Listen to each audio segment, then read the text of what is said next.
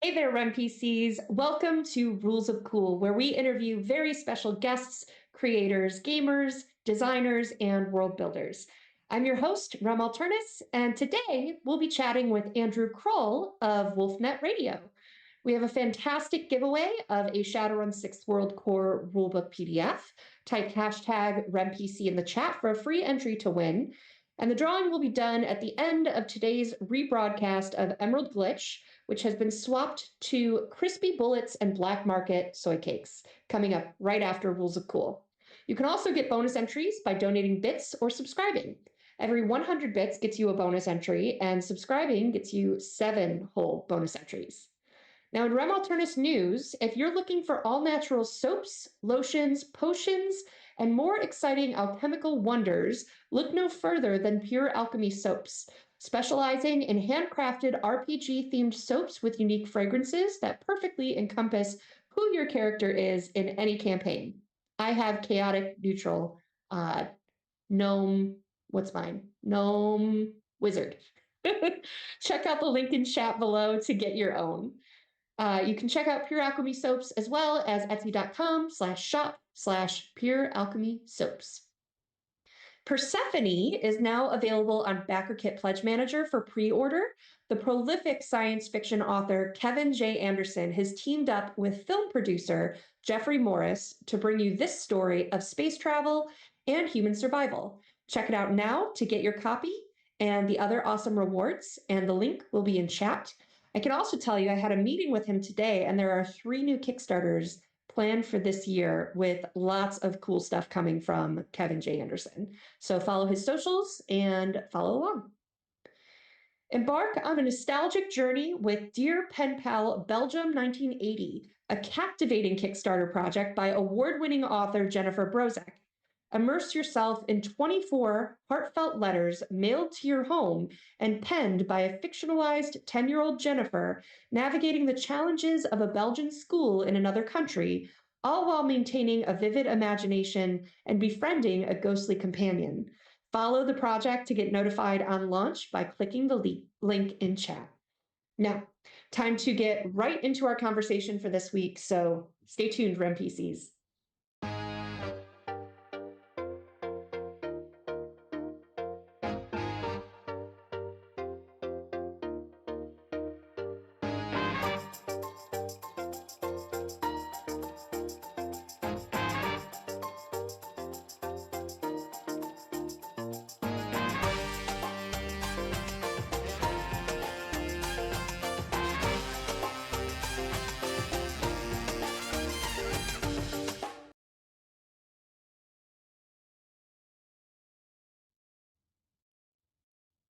Welcome back, everyone, and welcome to you, Andrew. How are you? I'm doing well, thank you. How are you? I'm great. I'm really excited to have you here. We've been talking about this for a long time. It's been a long time. Yeah, I was actually surprised when you contacted me. I was like, holy crap, she did remember that we talked about this 6 months ago. So I'm delighted to be here. Good. We have a very official pinned thread in our Discord server that reminds us each week of the commitments we make, so that we can reach out to you and make sure nobody gets forgotten. So, and I'm personally really excited for this because I feel like we've been kind of circling each other's orbits for a little while, but haven't really had time to talk to each other. So why not do it live on TV, right? Right, like get to know each other right here, right now. So I'm super excited to get into some of the cool stuff that you do. But I always have to start with the same question, which is, what is your history as a gamer? So my history as a gamer is I started reading BattleTech my junior year in high school. I hated reading. I had a couple of different teachers say, just go pick a book and see what happens. And I just so happened to pick up Decision at Thunder Rift, the very first book in the BattleTech series. And to say I was hooked is an understatement. As you can see behind me, I think I've got just damn near everything that's printed and has read at least twice. So it really changed my life. I read for 2 years is all I did, and when I got to be a freshman in college, I was in Fargo, North Dakota, in a small little hobby shop, and went around the corner, and lo and behold, there was BattleTech miniatures on the wall. I got so excited, and just so happened that the cashier, Keith Dagg, who became a very dear friend of mine while I lived in Fargo, was a BattleTech fanatic as well. So he got me introduced to the tabletop, and we started playing. Um, yeah, and I think that was in 90. That was in 94, 95, and then 98. I was in Fargo still, and Keith was the lead for ValleyCon, which is a convention that has run in Fargo for very many years. It's still going on, and we just so happened to have Mike Stackpole and Liz Danforth as the special guests, and Neat. I got tasked to kind of be his little gopher dude, right? Make sure that he gets to his spots, and if he needs anything, get that for him or whatever. And I For invited those my, yep, go for ahead. those new to BattleTech, Michael Stackpole is like the prolific author for so much of the lore of BattleTech. So just filling you guys in. A lot of spine novels come from him. So and they've all been absolutely fantastic. So that really cemented, this is my path, right? And as all gamers, you have your highs and the lows. I've had some hiatuses of a year or two or three, and we always come back. But we've been going. We, and I say WolfNet, we've been going pretty hard on our what we've been doing for about the last 5 years, 6 years, and it couldn't be better. We're having so much fun. Um, the community has been um, so responsive to what it is that we're building, and buying into what it is that we're selling. That it's just so much fun going to conventions and meeting new people. And hey, I listened to your podcast and it was so great. And I remember this. Just being able to reminisce and hear people's stories, and hear how excited they are. I love that. Usually when I ask like what is your history as a gamer, like it starts, a lot of the answer is video games or advanced Dungeons and Dragons. I love that your entry to gaming is the same game that we're here to talk about today, and your growth and passion for it. That's super cool. So for those who don't know BattleTech, or who haven't played BattleTech, or back one is not one of the 25,000 people that backed the Kickstarter. Can you explain, like, what is your selling point when you meet someone and you're like, I love this game? Like, how do you describe what BattleTech is to people? So it's actually interesting you say that, because we were having a conversation last night. Is my game night at the local store, and we happened to be sitting around. We were talking about all of our different games. I describe BattleTech as big stompy robots, right? But the thing that I think really captures BattleTech, or what's really being able to hook people in, Craig Baxter said last night that BattleTech doesn't feel like a sci-fi game. It feels more like a historical, right? There are tomes of words written that basically start from now and go forward into the future. There's no magic, there's no special sauce, there's no aliens. This is the human condition going to the stars and taking all the politics and the intrigue, and just what it means to be a people, right?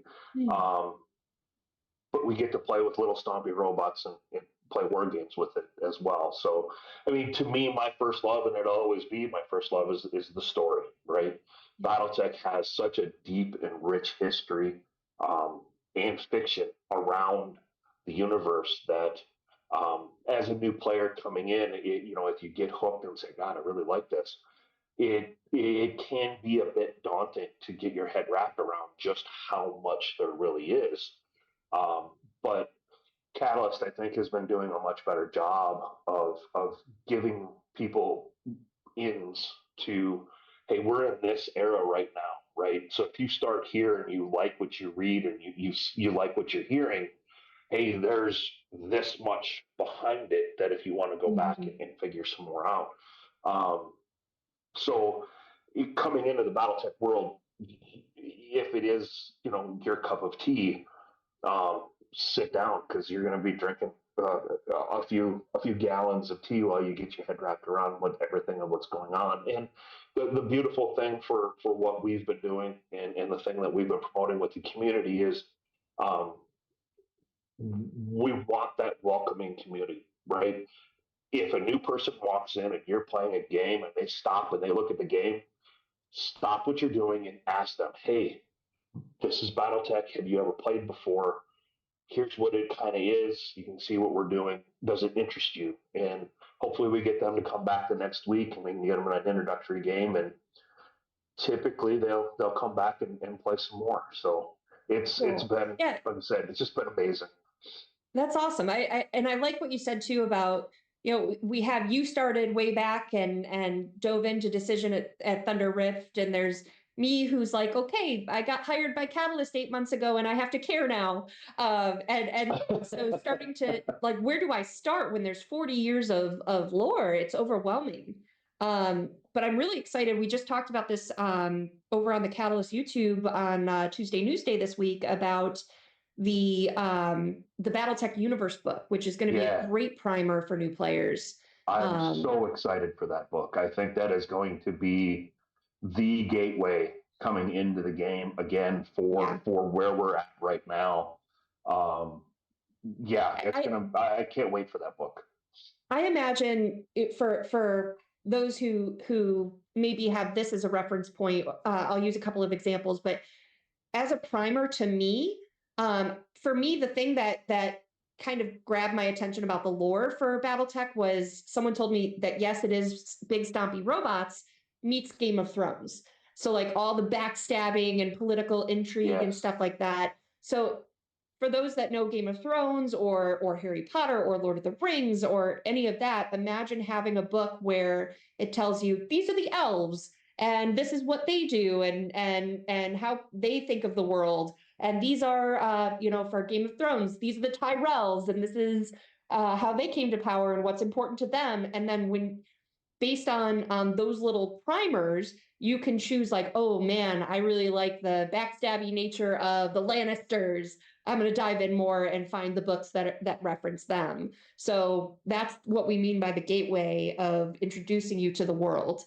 and the beautiful thing to me is that because BattleTech has such a rich history, there are 40 plus factions within the Battletech universe, and all of the factions have certain traits, certain characteristics, certain things that are important to them, and certain things that they either don't do well or hey, we dislike these people and we like these people. So there's always this constant struggle or this push and pull type of thing where, anybody who comes into the game and say, hey, I like this, the next thing, which is difficult, well, not difficult, but from a lot of players who come from other game systems, they have a lot of faction information, right? So I think some of the force manuals that will be coming out, I think, will also help guide people into, here are the main houses or here are the main clans. This is where you can get started. And just as your interests grow and your volume or your willingness to consume the volumes of information come, every single person that comes to BattleTech that wants to give it a shot, you're going to find a faction that you can grab onto and say, this is my faction, and become very defenderish of your faction, which is fun, right? When you go to a convention and you get to wear all your regalia, and and then you get to rub people oh my God, you're a Torian. Why? It's a lot of fun, and it adds more to that whole community aspect of good natured Awesome. ribbing and humor. So So you mentioned this once already, and my introduction to you was we both know James Topa, who is Oh, a wonderful demo human agent, being. Yeah. wonderful human being. I like him a lot. I got to meet him at Origins this past year. And I remember him going, let me introduce you to the WolfNet guys. So I knew you guys as the WolfNet guys. Yeah. So Yeah. what is WolfNet? So this is another kind of really funny story, right? So brother Aaron lives in Northwest Iowa, and he's got two of our other podcast members, Matt Burns and Tommy Kruger, and they were coming home. We were all at Gen Con. I think it was Tommy and Matt's first year going to Gen Con, and we were on the way home. And brother Aaron, has been big into X-Wing. He has his own podcast, OCX Radio, and for the blast from the past for anybody who's listening. Um, and he was big into doing that. And Matt made an offhand comment. He's like, we should do a BattleTech podcast. And to be totally honest and give all the credit in the world to Matt, I was the stick in the mud. I was like, who the hell is going to listen to us rant and rave and carry on about BattleTech for however long we want to leave the mic on? I said, this is never going to take off. Well, we started it, and it's just been a fantastic ride. It's been a great trip. We were one of the first podcasts that really, I don't want to say mainstream, but I mean, we kind of hit our stride at the right time, right? We started at the right time. We had good enough content that interests people so that they would keep coming back. Which now there's OTube and Valhalla Club and Mobile HQ and Mech Bay and Mice and Men. I mean, there's so many podcasts that are out there now, which is fun because when we get to a convention, typically all of the podcasters were friends. So at Gen Con, we get a house and we have 18 people, and it covers like 5 podcasts. I still don't know why we don't set up a studio there and just do one massive, podcast that we can turn out to all of them, which would be a lot of fun. But I mean, it's another thing that we've been able to connect on and just riff, right? I mean, we get to play off of each other, and somebody will make a comment on their podcast, and that gets us to be able to make a comment on our podcast, and it goes back and forth a little. So I mean, we're all having so much fun with it. It's awesome. And where can people find your podcast? We are on Podbean. I think it's wolfnet.podbean.com. If you search Wolfnet Radio, we come up right away in the Google searches. So shows you just Cool. how much I actually go and listen to our own podcast. I'm sorry. And what specifically, like you said, you kind of argue or talk about BattleTech as long as the mic is on. But is there a format to it? What do you specifically talk about in terms of BattleTech? Ours is usually fairly freeform. We'll have a little segment to try and talk about some of the news. We're authors of the Alpha Strike 350 format, which we started. Don't say it yet. I want to ask you about that later. I'm sorry. Okay. Okay. So the vehicle that we use in our podcast is a rule set that we've created. So we talk a lot about Alpha Strike. We do talk about Classic every once in a while. It's just Classic has its place, just not our cup of tea anymore. Unfortunately, there are other podcasts that deal with Classic, so we'll let them do it because I know they'll do it better than us. But sometimes we'll take a concept like we were just talking about factions, right? So we'll do a little segment about factions and say, you have the clans and you have the Innersphere and you have the periphery, right? Or the minor houses, their minor realms, and kind of give an overview, a big top-down overview of the things that are happening. Or if you really like this, you might want to go this direction. So lore and gameplay, then it sounds like you guys cover. Yes, yeah, we cover both. Okay. And it's kind of whatever tickles our fancy. Like I've got a topic that I'd really like to explore about when what happened with the clans when they decided that when you're 30, you're too old to be a good warrior, right? There's Mm. there's some really interesting historical points that uh, you could make the argument that the clan started to make a slide because they really embrace that when you're 30, you're too old. Where an old warrior in a profession where you usually die, he's usually somebody that you may want to listen to, right? So Mm. there's that there's that that's going on that just some interesting things to talk about. And when we've got 5 people on the podcast, right, it makes for really good conversation because everyone has could have a differing viewpoint, or we might get on opposite lines and argue with each other on the path, which it's just fun because it's podcasting. I think, and I mean even this, right? I view this as we're not 1,000 miles apart. We're sitting across the table from each other, Yeah. and we're just having a conversation, right? And I think if people can get that under their understanding, it really makes conversation much more dynamic and meaningful, right? You get really immersed in what you're going on, and don't necessarily like a script, right? Because we're very organic. We tend to have guests on the podcast. So we've had all the powers that be, but Lauren. No, we have had Lauren on the podcast. Um, we've had authors, we've had artists, we've had other players, people who have won our tournaments, and just it's a lot of fun getting them on the show and then just seeing where the conversation goes, right? Um, yeah, we got some questions that we would like to answer, but if we go off on another path and we have fun doing it, that's the whole reason for doing this, is to have fun, right? Yeah. Yeah. So we're trying to do that as Okay. much as we can. Right. Okay. So we've talked about the podcast, the format, where to find it.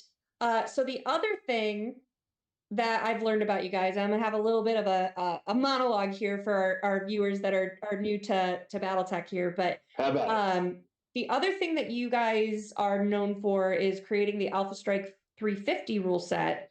And for those that don't know, so in addition to 40 years of lore, we've got a game of armor combat, which is the classic rule system. We've got Alpha Strike, which is a lighter rule system. We've got A Time of War and Mech Warrior Destiny, which are RPG formats. So there's so many different ways to play this game. So what is the difference between Alpha Strike as it exists and Alpha Strike 350 that you guys created? Uh, Really nothing when it comes to the rules. That was one thing that we were very adamant about, that what we were doing was um, to enhance what's already there. We weren't changing the rules. We're not trying to make our own thing. We wanted to really be able to plug into what was already there and basically just put some guiding rails to get people to be able to play. So we really started 350 out as a casual format because when you start talking about classic or an alpha strike, right, there's a lot of questions. It's, are we playing a specific era? Are we playing a certain set of rules, right? Are we introductory, standard, advanced? Are we going to do experimental units? How big are we going to have? What's the scenario we're going to do? And then you have some people who I'm trying to put this, I'm trying to spin this the right way, right? There are people who really enjoy finding ways to break the game, right? They get enjoyment out of figuring out how to do that. Power And gamers. well, yes, power gamers. We'll go that route.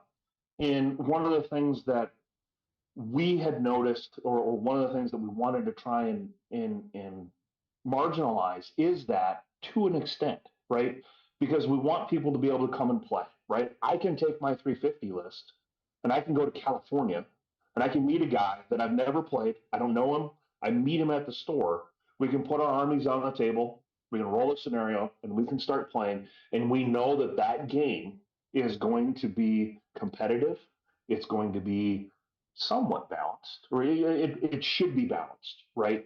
In our rule set, I think, really kind of pushes to list building, setting terrain, which is a unique thing that we do, and really about how do you work the units that you've taken, right? We really wanted it to be how you perform on the table, not could I weaponize math before I got there, right? Okay, We don't want you winning the game before you've even walked in the door, right? I mean, sure. nobody has fun with that.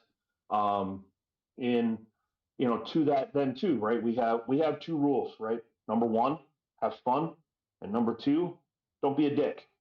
And it's a very crass way of saying that, right? But there's a lot of meaning that goes behind that. In that we don't want you to be a negative play experience. Don't be the reason the person across from you doesn't want to come back and play, right?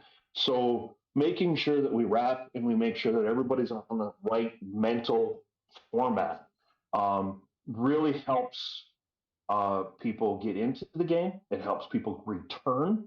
Um, and we've been extremely fortunate to find like-minded individuals who really have grasped onto that. I mean, we have. I think what we've done is we've created this format where we enjoy competitive play, but that isn't the only reason that we're there, right? Mm. We're there for the friendships, for the stories that we can come up while we're playing, and just the wacky stuff that happens because hey, you're playing a dice game, right? No matter what you do, something can go sideways at any minute, and it could ruin your day.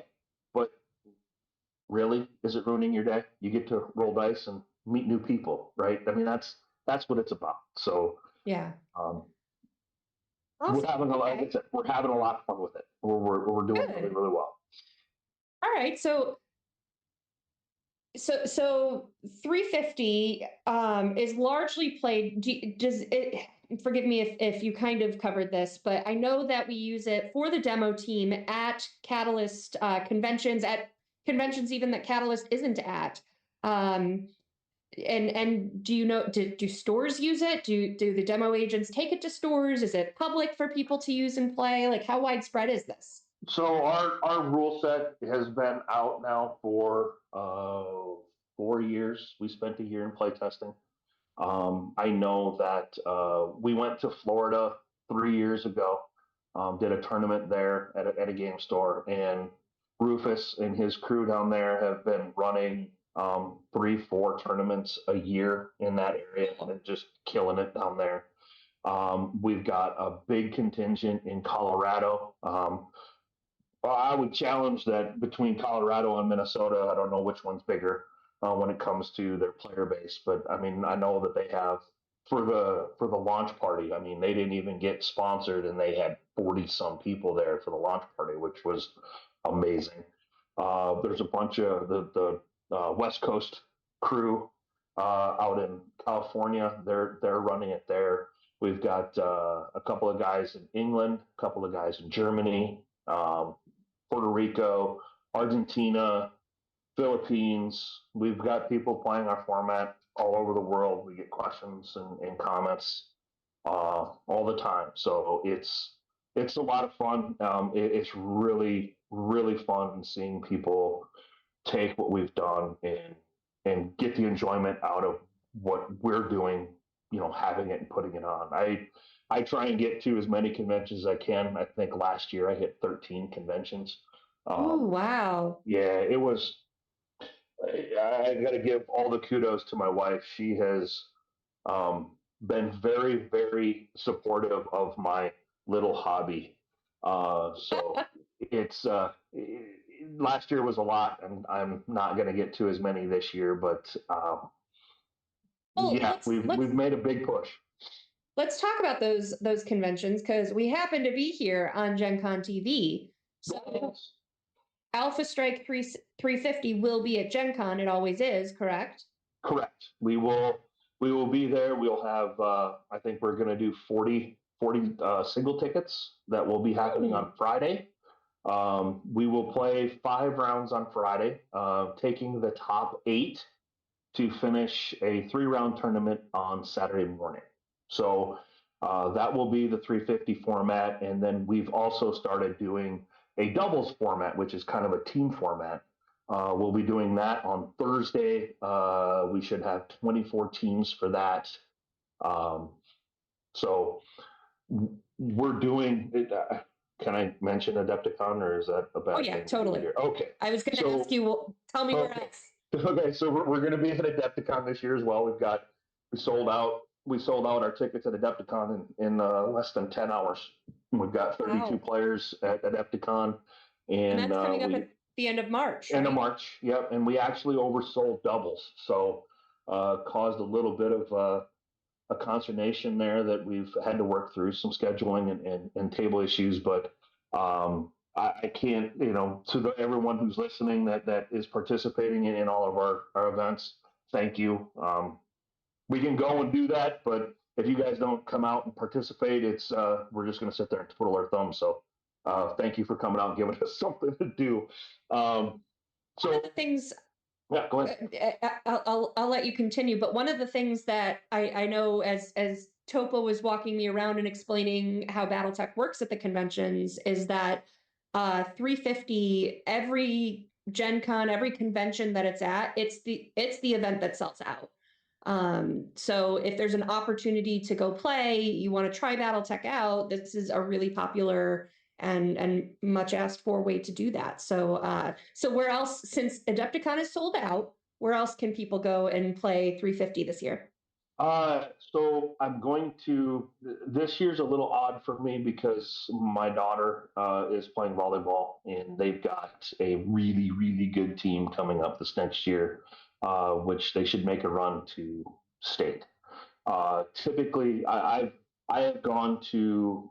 We went to Strategicon last year in LA and had a blast, and would love to go back out there and do that again. Um, we were at Warfare Weekend in St. Louis last year, Adepticon, Gen Con, um, LVO. We were at LVO this year again. That was our second year. So, I mean, for upcoming, right, we're going to be at Adepticon, we'll be at Gen Con. I'm going to try and make Warfare. We have a hosted event here in Minneapolis that we do every year called KSAG.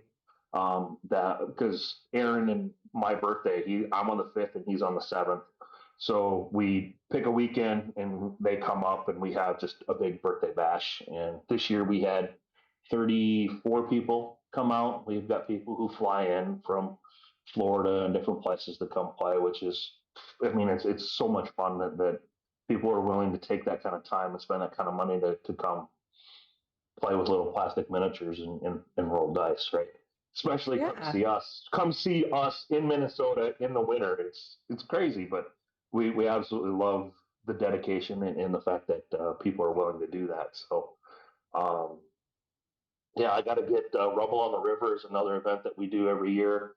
I just haven't been able to pick out a weekend again because my daughter's playing club volleyball and we're chasing kids really hard this year because my son's playing now too. So um, finding Okay, open weekends, to be able to go do stuff is been a challenge. selfishly,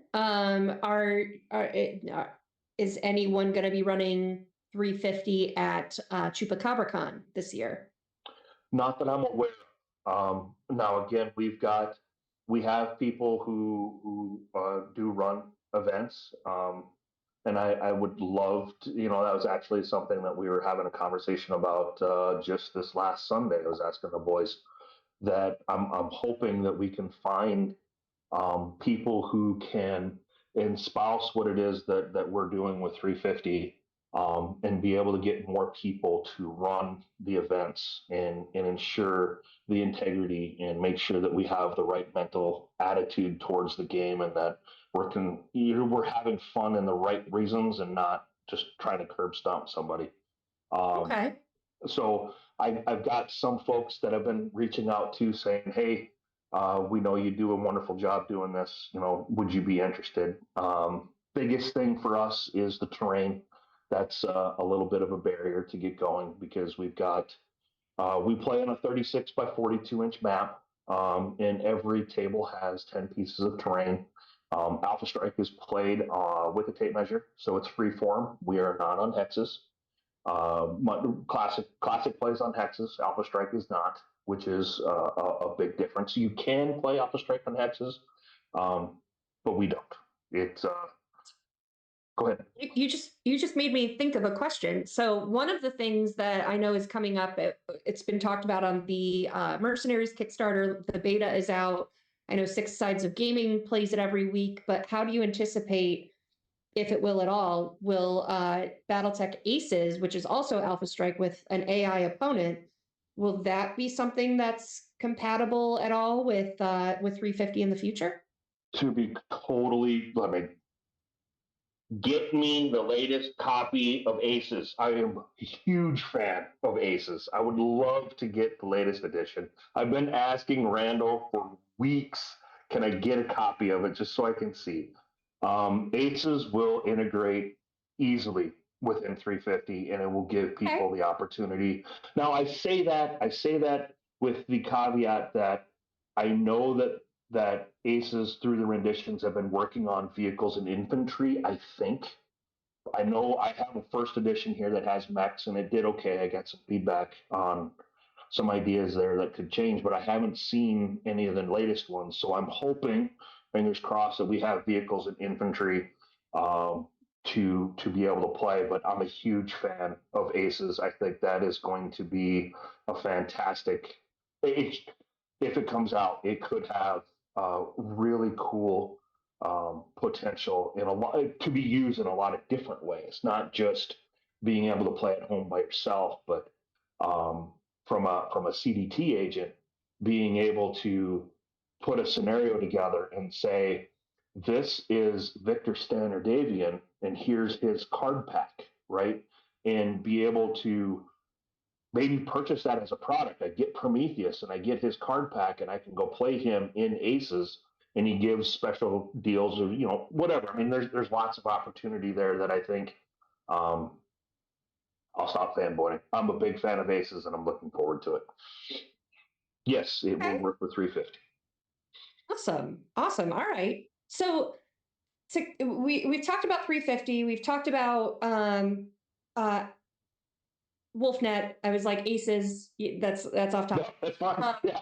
But what podcasts do you listen to? Are they all BattleTech podcasts? Is there anything that you really get into? Man, it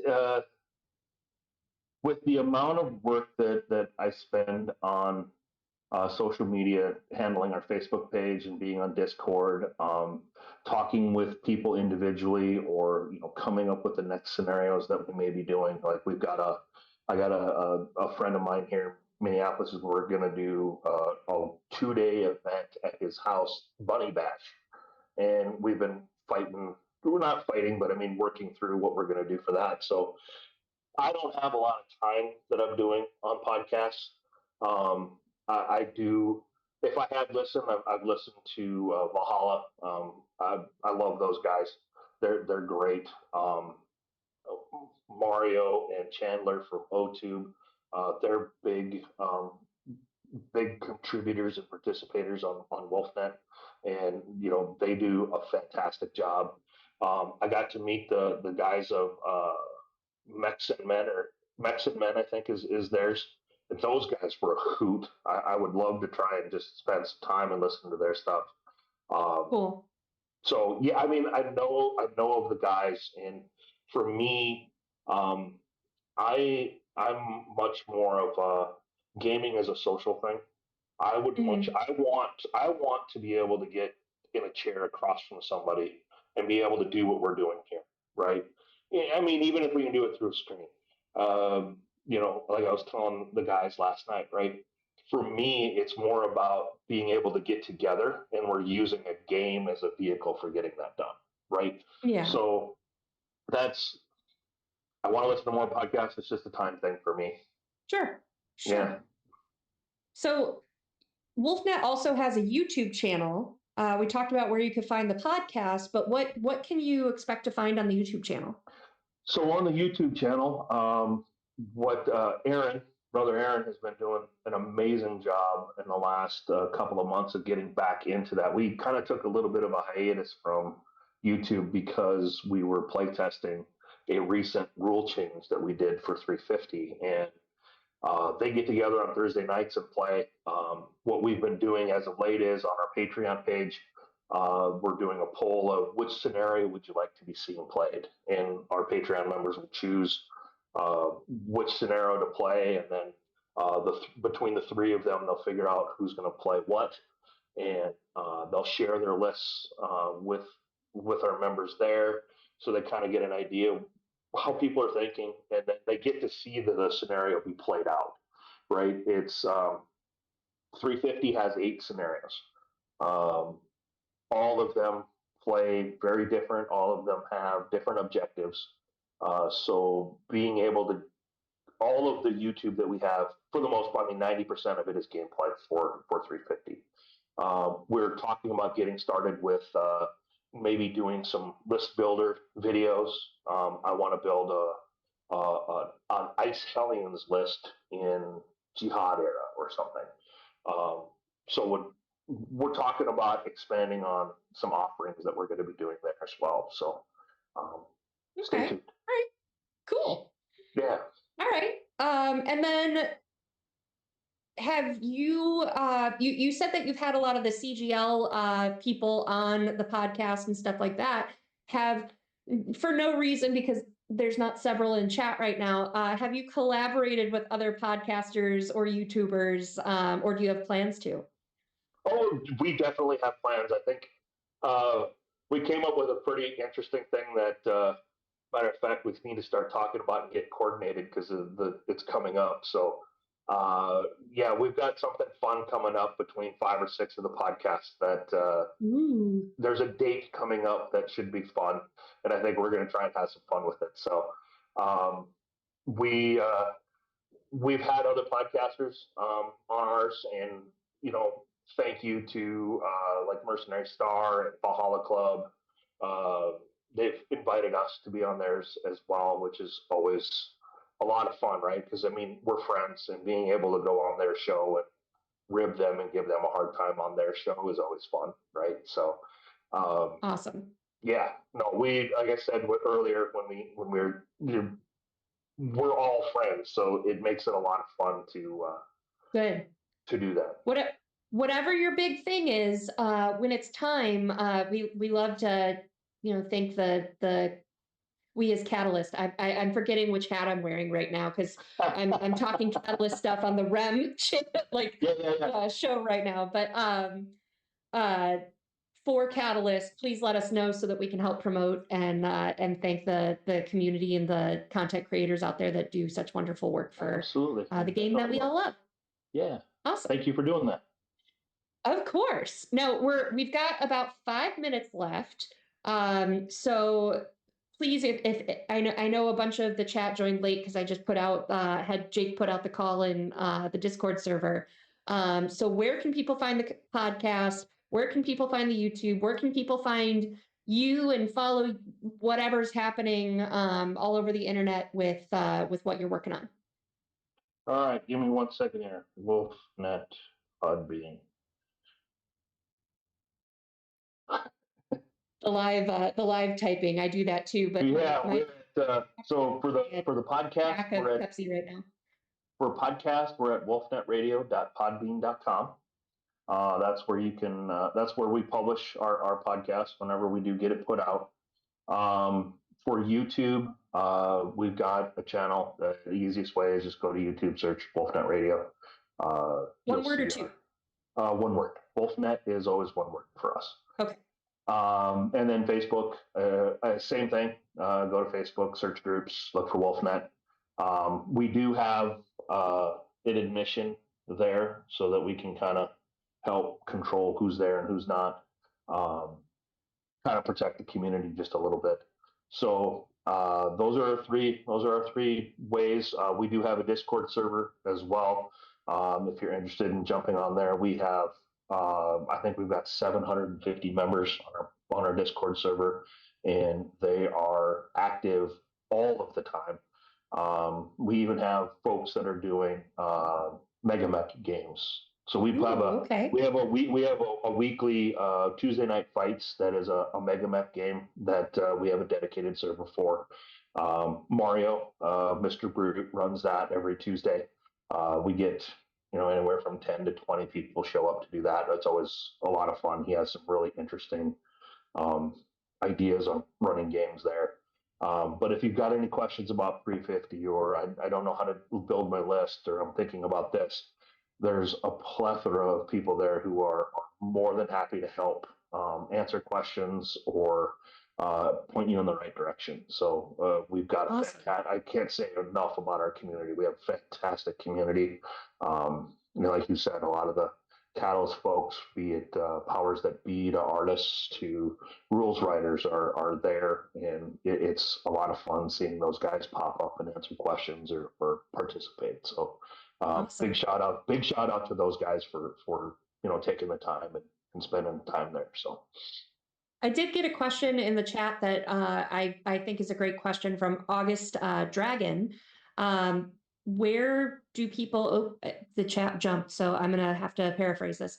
Where do? Oh, there it is. Where do we start if we'd like to try running 350 at our own local friendly game store? Okay, so the rules for Alpha Strike 350 are always on wolfstragoons.com. There is a tab there called AS Core Tournament Rules. We will always have the latest rules posted there. We also have our doubles format posted there as well. I encourage anyone who's interested, go download, grab the rules, take a look. Any questions? We've got WNRP at wolfstragoons.com is an email that we take all questions and submissions at.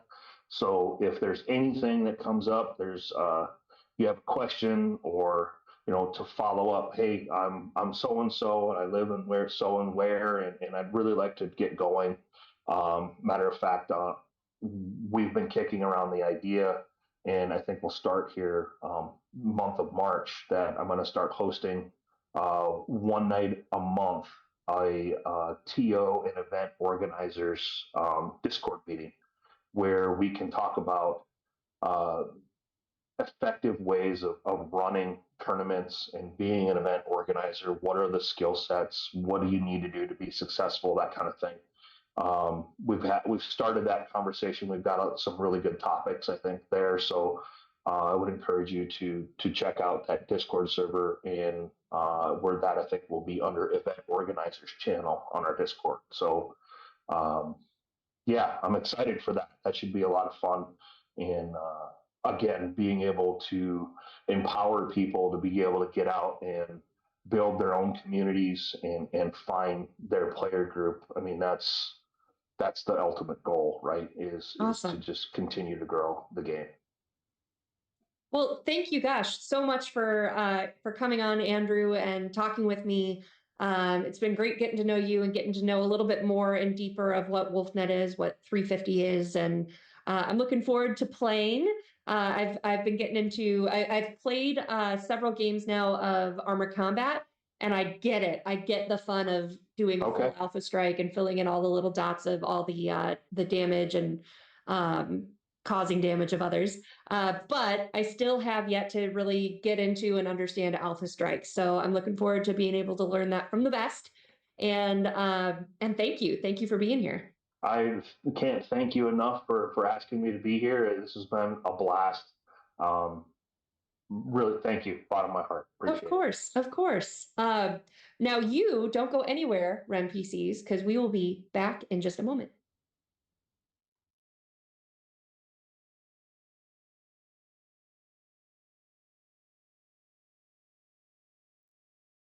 Hey everyone, thank you so much for joining us today. Special shout out to the Catalyst Battletech community for showing up and hanging out with me and Andrew today. We are here every single week doing interviews with various industry professionals. We've had artists, we've had writers, we've had game designers, we've had streamers, content creators. So feel free to join us every week. But coming up next is a rebroadcast of Shadowrun Emerald Glitch, one of our previous episodes, so you can catch up on that. And don't forget that we have a wonderful giveaway of a Shadowrun 6th World Core Rulebook PDF. You can type hashtag RemPC in the chat for your free entry to win. And don't forget to get bonus entries by donating bits or subscribing. All funds help us to pay our cast and crew and keep producing content. So thank you all so much, and we'll see you next time, Run PCs. Bye.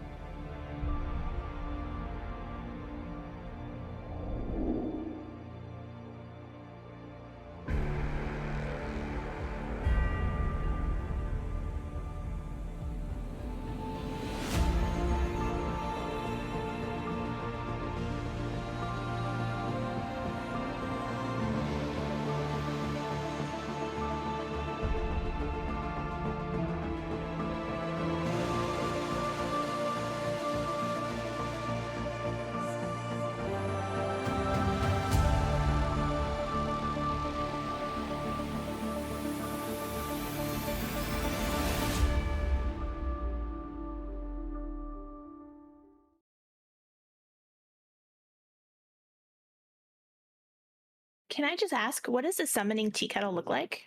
Oh, a summoning tea kettle. It is made out of cast iron that has been painted ritually with symbols in blood, obviously, that are then coated and shellacked over so that they don't flake off, that way it can last for centuries.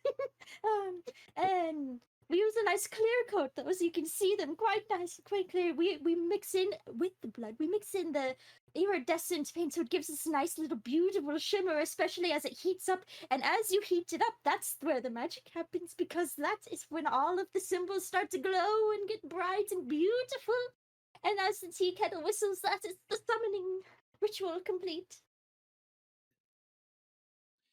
If you have an interest in using the summoning tea kettle, or taking part in any of the other worlds in our games, you don't have to have experience. Just join our Discord, and the GMs will work with you and help you find a game you enjoy. The link is in the chat. Ready to level up your cosplay game? Check out the Geek Forge on Etsy. With a variety of props to give your photos that extra spark, you'll find just what you need. Hold magical fire in the palm of your hand, or take a potion to restore your mana. With a large variety of colors, you can choose your own magical flavor for your cosplay. Bring drama to your photo shoots with these vibrant props and more, all available at the Geek Forge. Are you ready to level up your cosplay?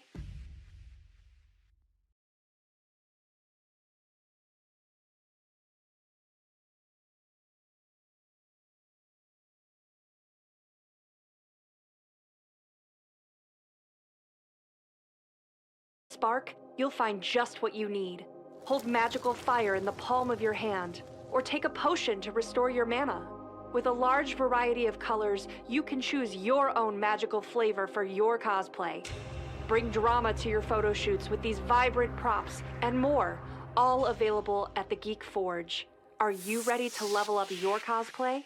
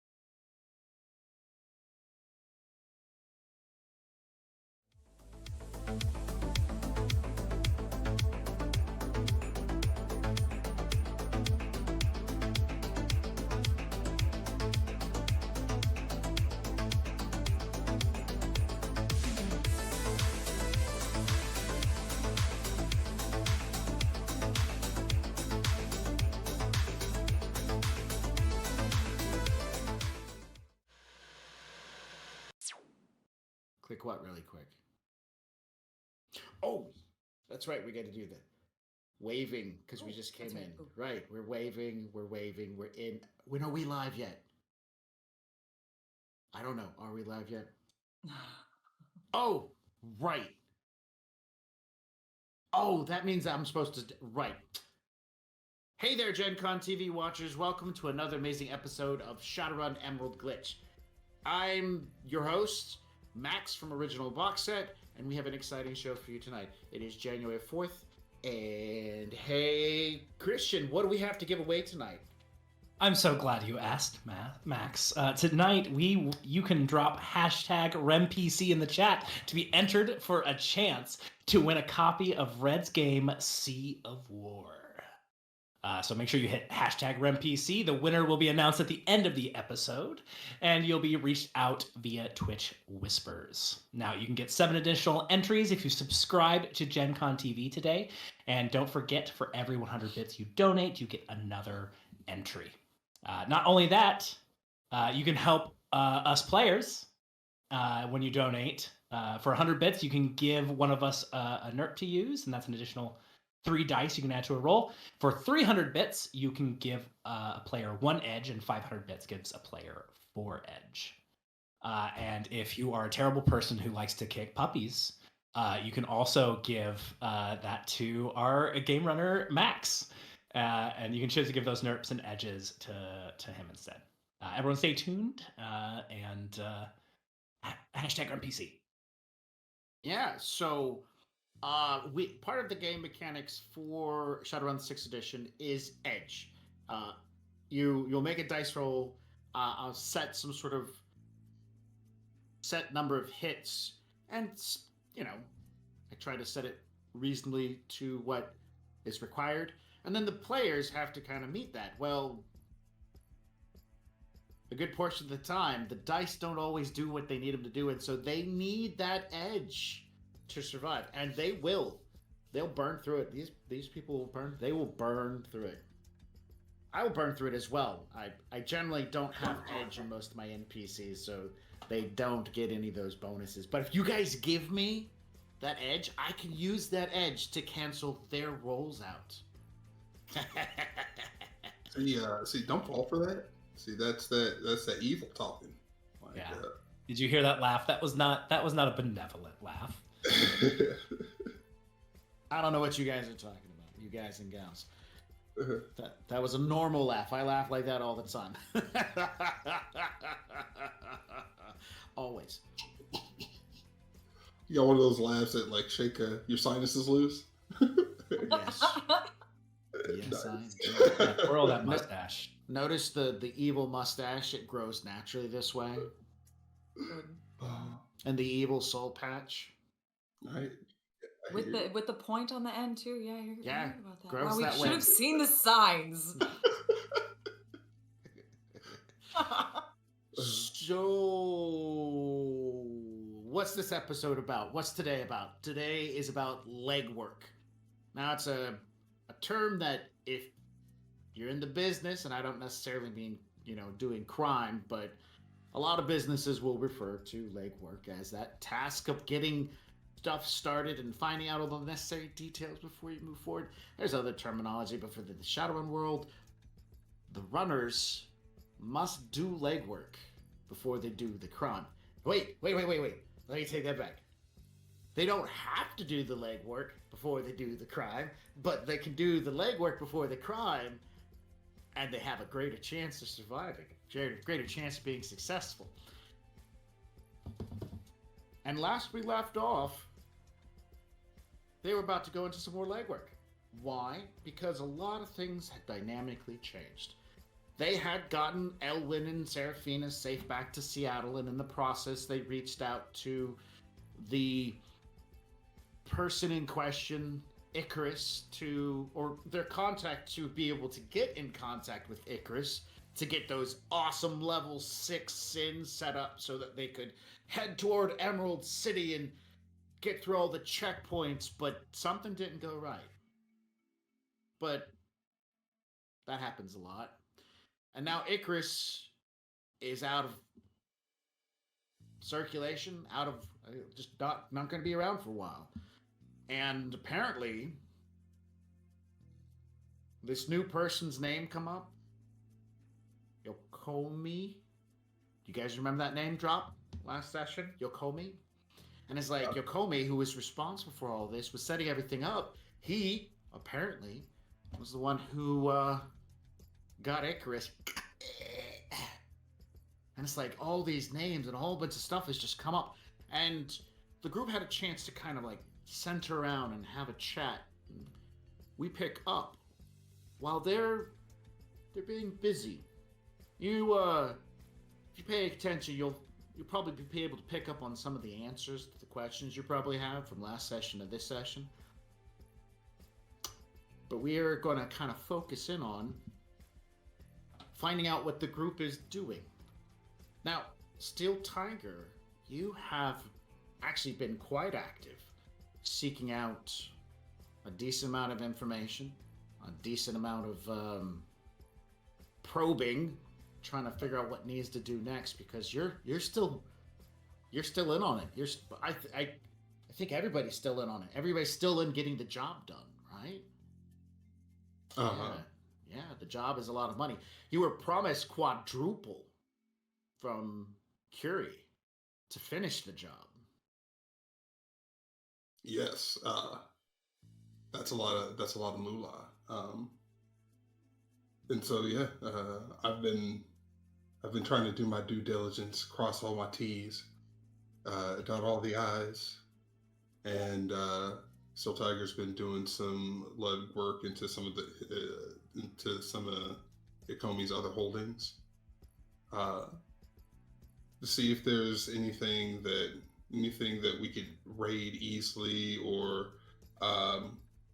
mess with anything just to get their attention and get them looking this way while we're actually trying to take out the actual target.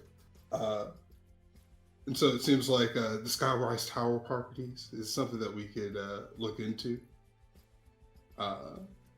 it's one of his largest holdings besides the elevator. I was just wondering if maybe we could see if there's an angle that way. Otherwise, we could like mess with the stock prices, I guess. But that'd be an our coal and convoy territory because I have no idea how many zeros and ones I'd need to shift to make that happen. A lot, my friend. A lot. And there would be a lot of people paying attention when those ones and zeros start shifting around. Because that's their money. And not like the little bits of money, the big bits of money. So, your questions that you were asking me during the break were related to the dragon in question. You guys haven't really kind of reached out to your contact just yet, the Johnson, and tried to clear things up there either. Because if the Johnson, and this is a call that you guys get to make, nothing I'm going to push you toward. The Johnson set the job up. The Johnson was the one talking to whoever he was talking to. And Curie has come out saying, oh, the whole job was based on this Yokomi guy. And Yokomi apparently killed off one of the allies that were going to help you get this whole ID thing. So she said, keep going with the job. And so you have. Ixnay the Johnson, move forward. Or did somebody want to actually kind of reach out to the Johnson and say, hey man, what's going on? Are we still good? Because the Johnson was supposed to get you the explosives. Oh, if that's the case, I would definitely contact them to at least get the explosives. Okay. Well, we'll start there. We'll assume that this is any given time after the end of last session. Hoodville 2, by the way, still needs to be renamed. You can keep it Hoodville 2, but I mean, you get the choice to rename it to whatever you want. The Johnson Plague Town, what? Hood Town. Hood Town. No. I will make notes. Hood Town it is. Or actually just Hood. Like, Hood? you know, why not? I used to live in a city called Hood. Right? Yeah.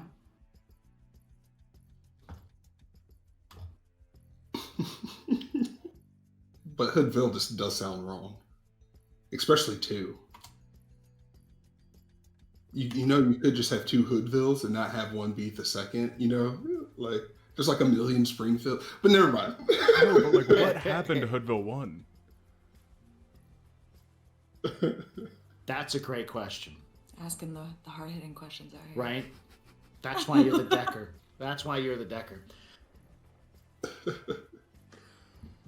How do you want to contact the Johnson?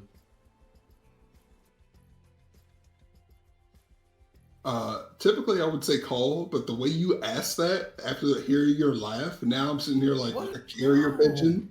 Like how? What is that supposed to mean? I don't do anything that gives away my potential. Is there any way for me to mask this phone call of Steel Tigers? Yeah. Okay, I want to do that. All right. So the first thing you would do is you turn on stealth. You basically activate that you're running silent. There's no dice rolls to that until somebody starts like digging around and checking.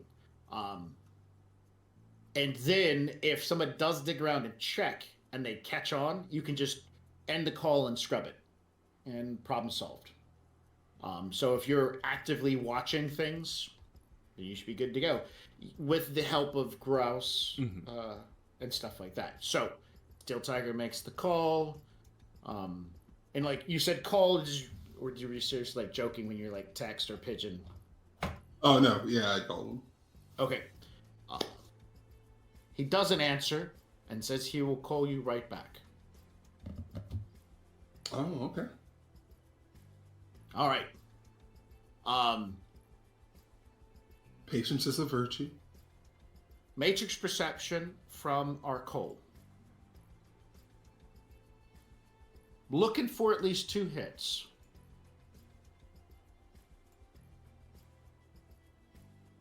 did it not go through?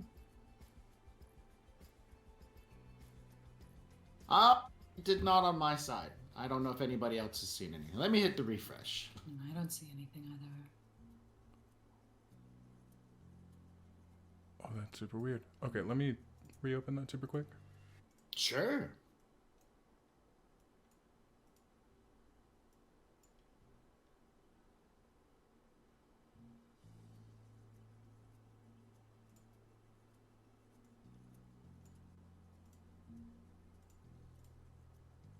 There we go.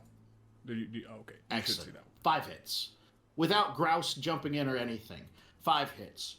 He makes the call, he hangs up, you see the text message come back, so you're aware of all the details. There's no hidden anything for you. And your your baby monitor jumps up 8 points. Right after the text message comes through. Got it. Which basically translates into there is a number of active data searches now going through here. Other things passing through the area, doing searches in this area where he just made a phone call from. Trying to track him down. You're stealthed right now, right? So nobody's seen anything, but you started noticing that things started picking up. Just until a persona shows up, until a agent or a sprite or anything shows up. Right now it's just like preliminary looking, and you don't have any opposed dice rolls, but you will notice that the Overwatch score just jumped up for the area. You haven't done anything illegal, so it doesn't apply to you, but it gives you an idea of like the heartbeat of the matrix in the area, that people are now looking. Got it. I'm gonna signal to Still Tiger without making it audible, or he's only texting. So I'm going to let him know that we've got eyes on us, or trying to, anyways. Oh, okay. Like, can you hide us even if I have an active phone call or anything going on, or should we just go where they're not looking? We're not doing anything bad right now, but we are trying to secure explosives. I don't know what they want, but there's something shady going on. If you think that there's a good chance that we can secure those explosives, then I can do all I can, and I can let you know as soon as I start struggling. Okay. Hey, Oracle, what you up to? I mean, Convoy, what you up to? I'm probably just working in my shop. I can answer a call. What's up? I mean, howdy. Yes.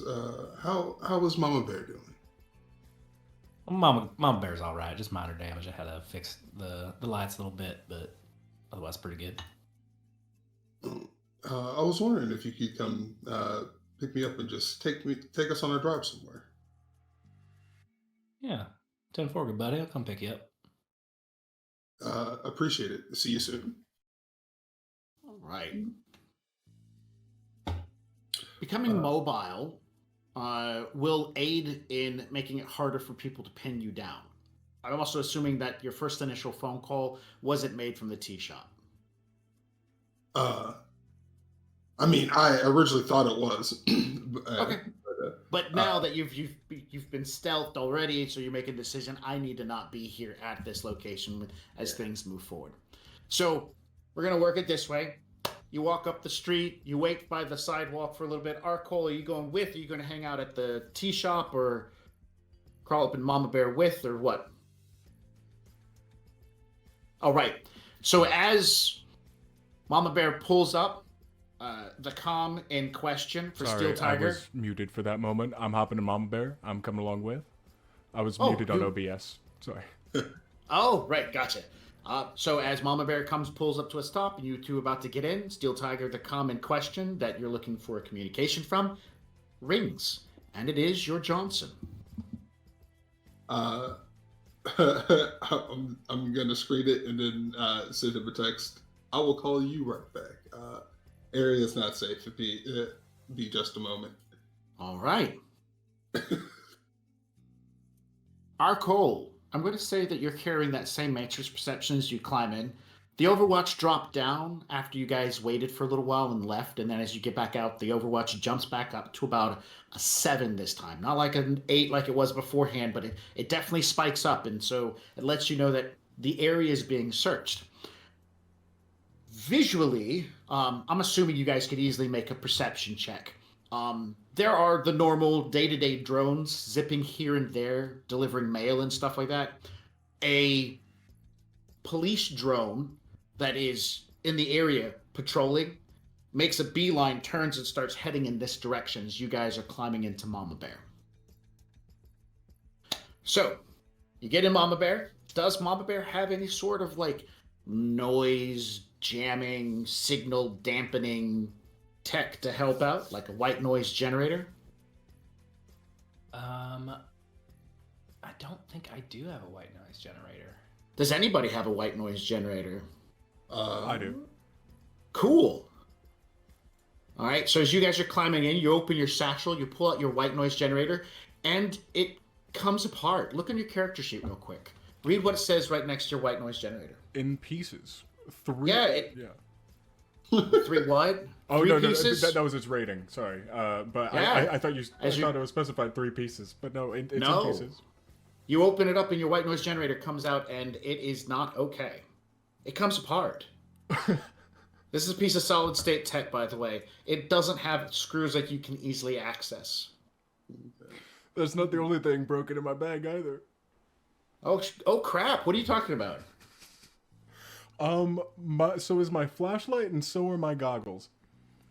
I'm gonna look around to the crew and say, hey, everyone should check their belongings. I think something may be going on.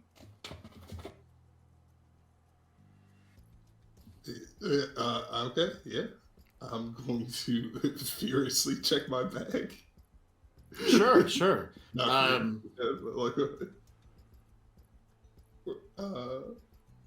I got I have like 3 grapple guns, some microwire, sequencer. Everything seems. I mean, yeah, I don't see anything broken. You're looking for specifically something would be written next to the name of the device. Okay. So as you furiously begin looking through all your stuff, Convoy. I mean, yeah, I already noticed this. The earbud I used to talk to y'all, I lost one. I thought I dropped it or something, but I haven't been able to find it. And you can't even use your Wi-Fi to find it, because normally you can just be like, "Bing, where's it at?" And you haven't been able to ping it. All right. That police drone flies past down the street, gets to the intersection, stops, and then begins doing a slow scan back up the street, coming from where behind Mama Bear. So it's gone past, it stopped, and now it's making a slow sweep up the street, checking things like license plates and IDs that are active running on people. What do you guys want to do? Yeah, let's get. All right. Start driving up the road. Bump it up. Do you got any idea where you want to go? Maybe get on the highway, take some back roads.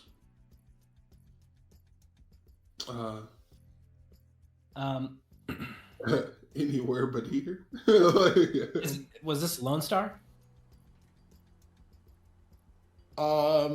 Yes.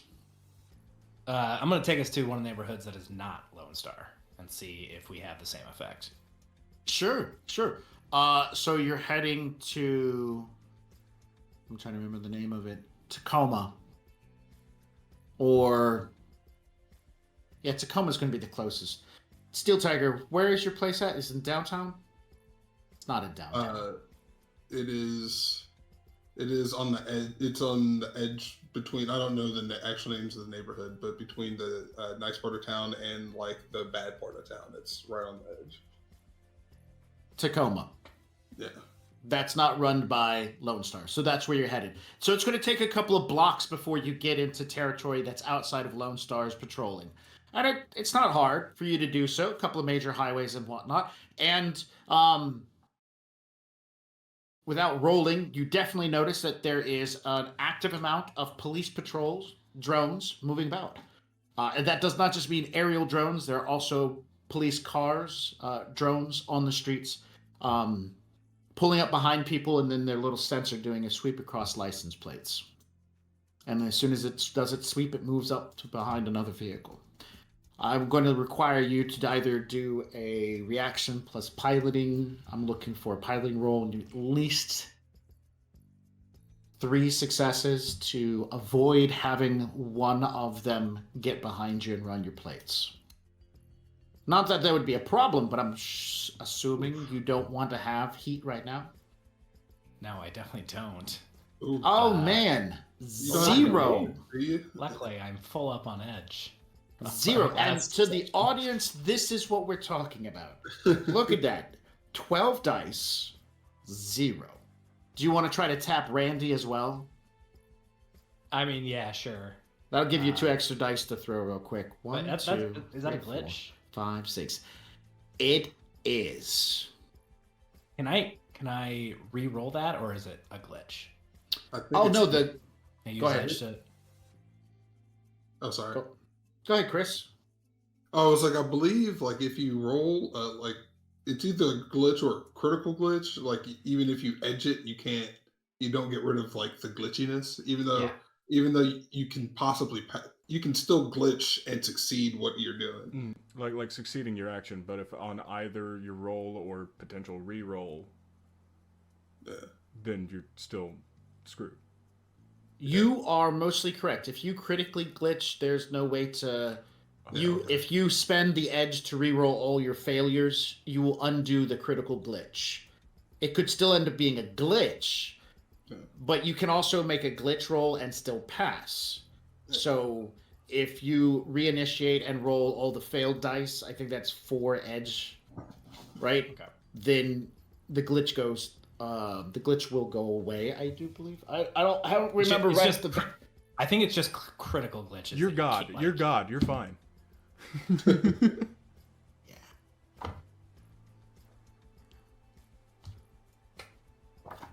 That's better. That's way better. But that burnt through all your edge and the very first roll for the night. So I mean, yay. Wait, should I insert evil laugh here? Please, right? It's just a lot of traffic. Not much I can do. A lot of damn traffic. Like, so give a quick descript on why you think, because that's technically it was a failure, but then like you probably cut somebody off or something. I don't know. What do you think? Oh yeah, I'm sure I've just like it's bumper to bumper. And I just can't get out. I'm trying to figure out. I go one way, I get cut off. I try to go the other way, I get cut off. And so I think I probably just like let's say. Here's what I do. What I immediately like start pulling in, and just like I'll roll down my window and just stare directly at the driver and just like very purposely edge in until they back down. Okay, and then So here's what's going to happen. I got some good news for you and some bad news for you. Which do you want? The good news or the bad news? Good news. Good news is I'm going to let you make an intimidate utilizing your charisma and your piloting to do so. The bad news is the very last line of reroll says edge boost cannot be used if a glitch or critical glitch is rolled. Whew. Oh, okay. So I'm gonna let you keep your edge correct, but instead you're intimidating a nearby driver with the size of your vehicle to cut him off, so that you don't have a cop car pull right up behind you and start running your plates. Yeah, this isn't gonna go great, y'all. Is there still any edge gifting? Yeah, you could still edge gift, but we're going to Kisbit back on that dice roll. Yeah, it's okay for right now. Okay. I do not have intimidation, so this is unskilled. No. You're using your charisma and your piloting roll, your ground. Oh, I'm sorry, I misunderstood. That's the skill. That's the skill set you're using, not your actual intimidate, because that's like verbal and in someone's face. This is your vehicle, like driving into their lane. Man, I hate when the big trucks do that. And I have a tiny car. 5 successes. So, yeah, give a description how you saved the day with this. So I would probably yeah, like I said, I'm just staring down this car, some tiny little like Kia, right? Yeah. And I'll change my eyes to turn into bullseyes. Just like zoom in on them a bit. Damn. We'll say it's a Volkswagen Goblin. That is Volkswagen Goblin. Oh my good. So yeah, you get into the police drone pulls behind you, and as you're like, you see it's about to happen, so you start to edge one way. You guys are seeing in the back the drone pulls in, and then he just immediately starts driving like super close.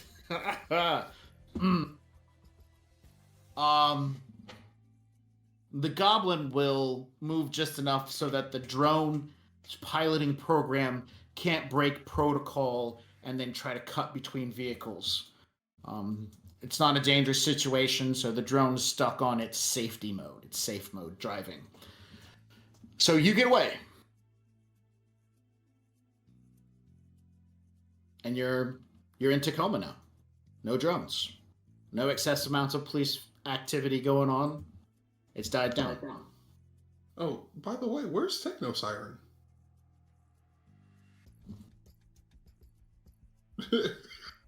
You were actually asking me. I thought you were like, just no. I would have gone home after that last mission out in Hoodville 3 or 2 or Hood wherever, and I haven't reached out to you yet. I don't know how long it's been, but I'm feeling a little uncertain and waiting to be summoned. So I'm not with you right now at all. I'm at home.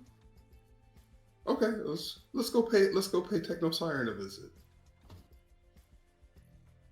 Well, Techno Siren doesn't live in Tacoma, and that's where you guys are at now. So that's the magic thing about wheels; they can keep rolling. Steel Tiger's sassy. I'm sorry. Well, I mean, even if the plan was to pick up Techno Siren, I definitely would have gotten out of Lone Star territory before going anywhere else. Okay, so that's fine. You're gonna I don't know where I live though. You don't. They've kept that secret. I'm keeping it secret on Arkle and purpose. Convoy know. Wait, oh yeah, you know. I don't know yeah. that you know. Yeah. Do I? I mean, well, I hinted at it. That's right. Steel Tiger is the only. Steel Tiger and Nova are the only two who are not in on the inn. All right. Well, look, we got this. We got this Drekken Lone Star. We got to stay out of there. Techno Siren's going to have to come to us a little bit because it's not like we can drive on up there. No, not after last time. So what you propose that she hitchhike a little bit? Can she drive? We'll take a train. She's got a bike. Oh yeah, okay, yeah. Never mind. Techno I don't think I've seen your bike yet.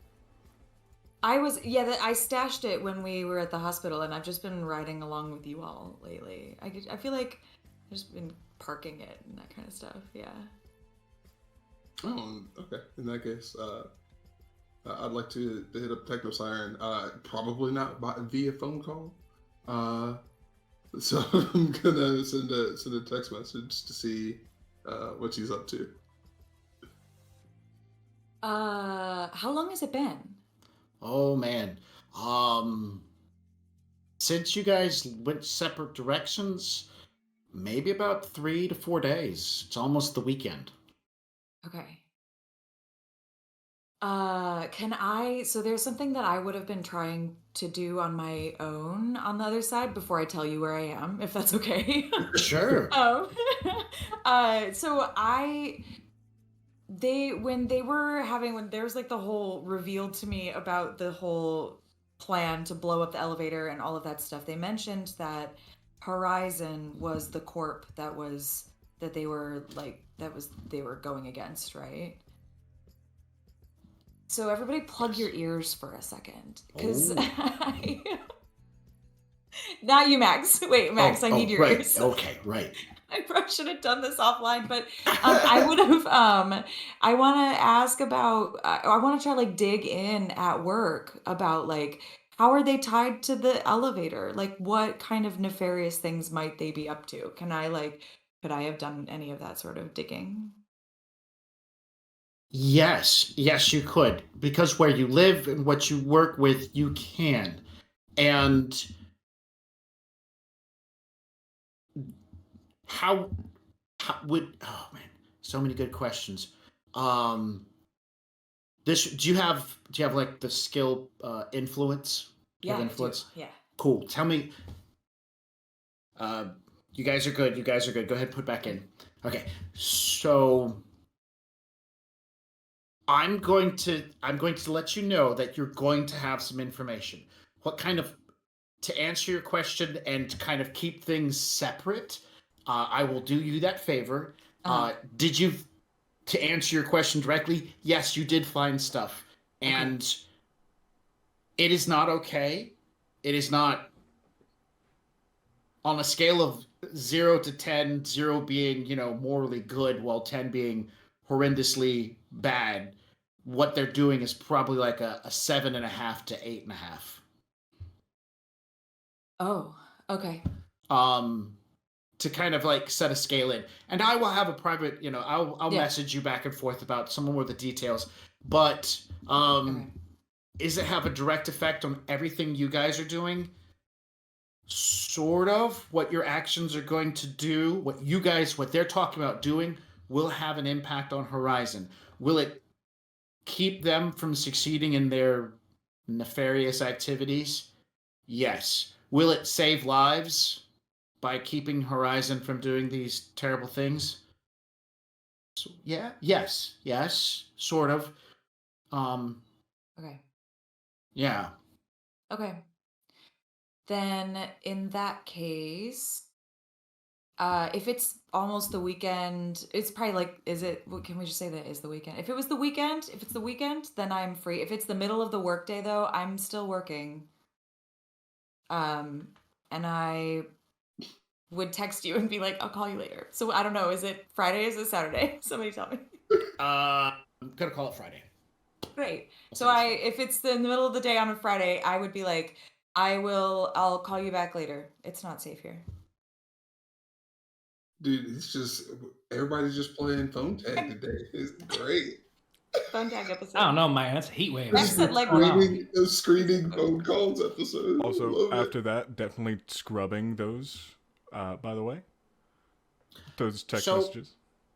If at all possible. Yeah, exactly. They're part of all those phones in question are part of your PAN.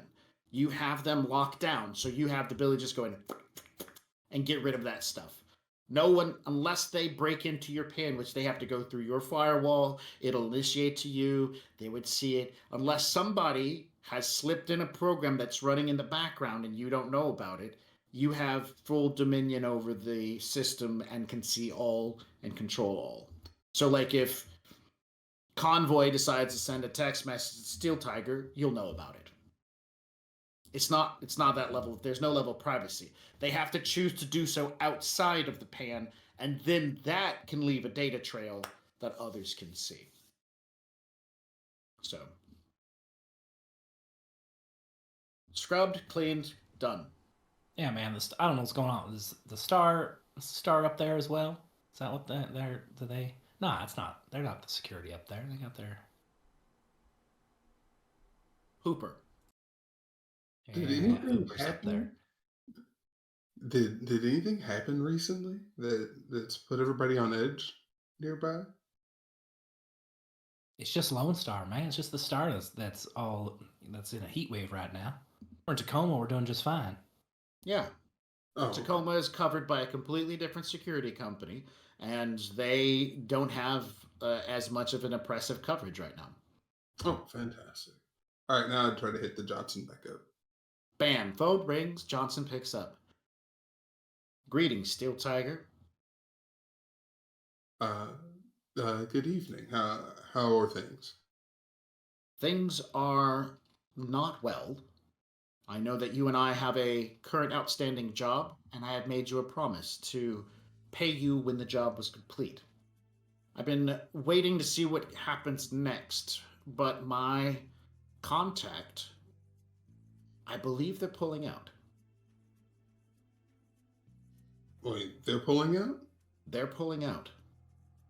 I'm not really sure how to explain it, but he hasn't been as responsive as he has been in the past.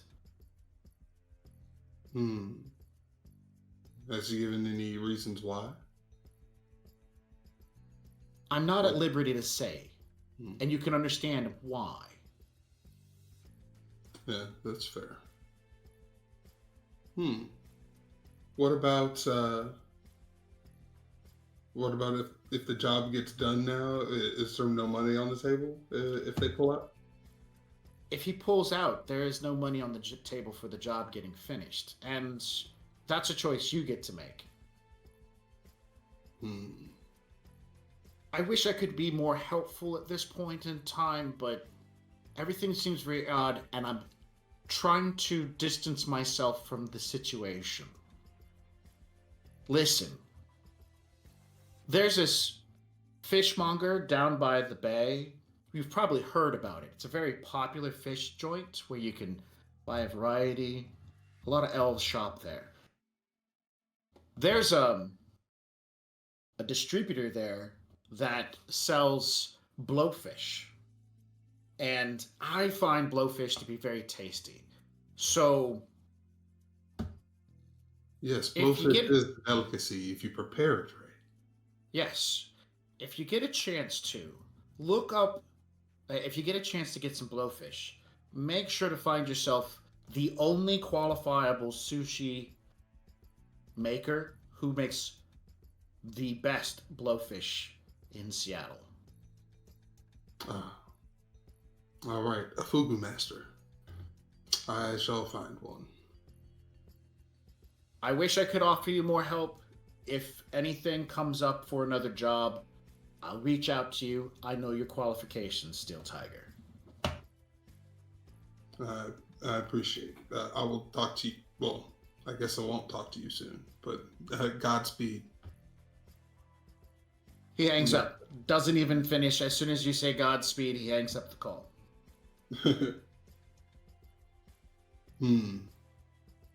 Time to go get some blowfish. All right. So yeah, he's gonna tell Convoy about the about the fish market. Yep. Do you know what the fish market is called in Seattle? The big one? The one that everybody goes to? Yeah, that Pikes. Pikes Market. Oh, okay. Pikes. Right. Yeah. So, quick drive into downtown along the wharf. Oh, go ahead. I was just gonna make a comment that this late in the day, fish ain't gonna be that fresh. You gotta get there early if you want the good stuff. Yes, that is very true. This is true. So, do you want to wait? I mean, Abuelita was frozen for 40 years. She seemed pretty fresh. I mean, I'm just saying, like, it seems like we have really good freezers in today's day. I don't know. Thawed meat and thawed fish ain't the same thing. Fair enough. Fair enough. Maybe it's best we come in the morning. Yeah, we can get and then maybe Techno Siren will be available. Oh, that sounds good. Okay. All right. For nightcap then until the morning. If you're headed out for a nightcap, that must mean it's about the time of day I'll be off of work. And I would have done the thing where I totally go home and I call you basically from my bike and I'm like, hey, strangers, what's going on? Oh, I see. You called at just the right time. I was going to see if if everybody wanted to go, have a drink, have a little nightcap. Absolutely. Send me the coordinates to the spot. Let's go. Wait, you weren't here for any of the work, and now you want to party? No, I'm just joking. Yeah, absolutely. Do you even know me? Hello? It's Friday night. Let's go. Hey, Convoy. Can we know you must know nearby. what kind of vibe we looking for here? Because there's a lot of options. What are we doing here? Because I know a couple places, but we're looking for dark and seedy. We're looking for we trying to shake loud some and hoop? bouncy. Oh, let's just have a good time. What's where are the vibes, as you guys say, chillest? I'm sorry, I wasn't listening. What did you say? What did you say? That wasn't our call. That wasn't our call. That was me. I said somewhere to shake some hoop. Some Some hoop. Hoop. Yeah, Now I'm with you. Got it. Okay, it's not what I heard. That's fine. Ancient vernacular was. Anyway. We only get the one, and I had long enough to think about it, so I didn't use it yet. Nice. Sorry, what are we doing? We're going anywhere that we can dance and drink. Let's go. All right. I will find a place that as soon as she says the word dance, Convoy does not take that correctly. So if we're gonna go to not like a club, we're gonna go to where they do like Texas two-steps and line dance. Amazing. I'm gonna take it to the boot scoot boogie. Yeah, you got it. Yeah. Fun fact: there was a cool little kick move in the achy breaky heart one. My parents had a videotape of how to do it with Billy Ray Cyrus himself. So just saying, and I learned how to do it. It's pretty cool. Sick.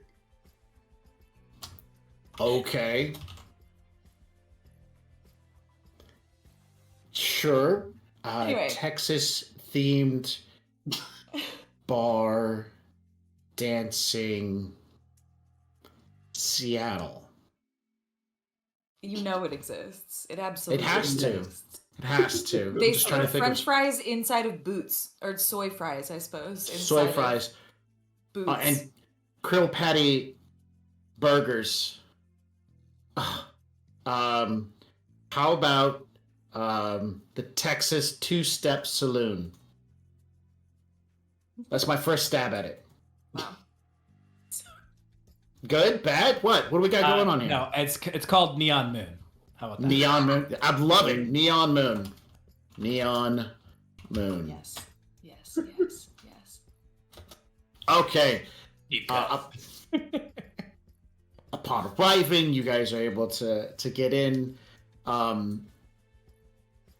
get a table. The place is rather active. A decent, loud, verbose amounts of country music. On the way, I am gonna I'm gonna ask how much his white noise generator asked. See if we can get another one delivered by drone on our way there. Ooh. Double the cost. Do you have an idea what the rating is going to be? Like a 3? Oh, I opened it right up to it. Because it's rating times 50, so we'll double that. Rating times 100 for delivery. And it goes 1 to 6, so a 6 would be a 600.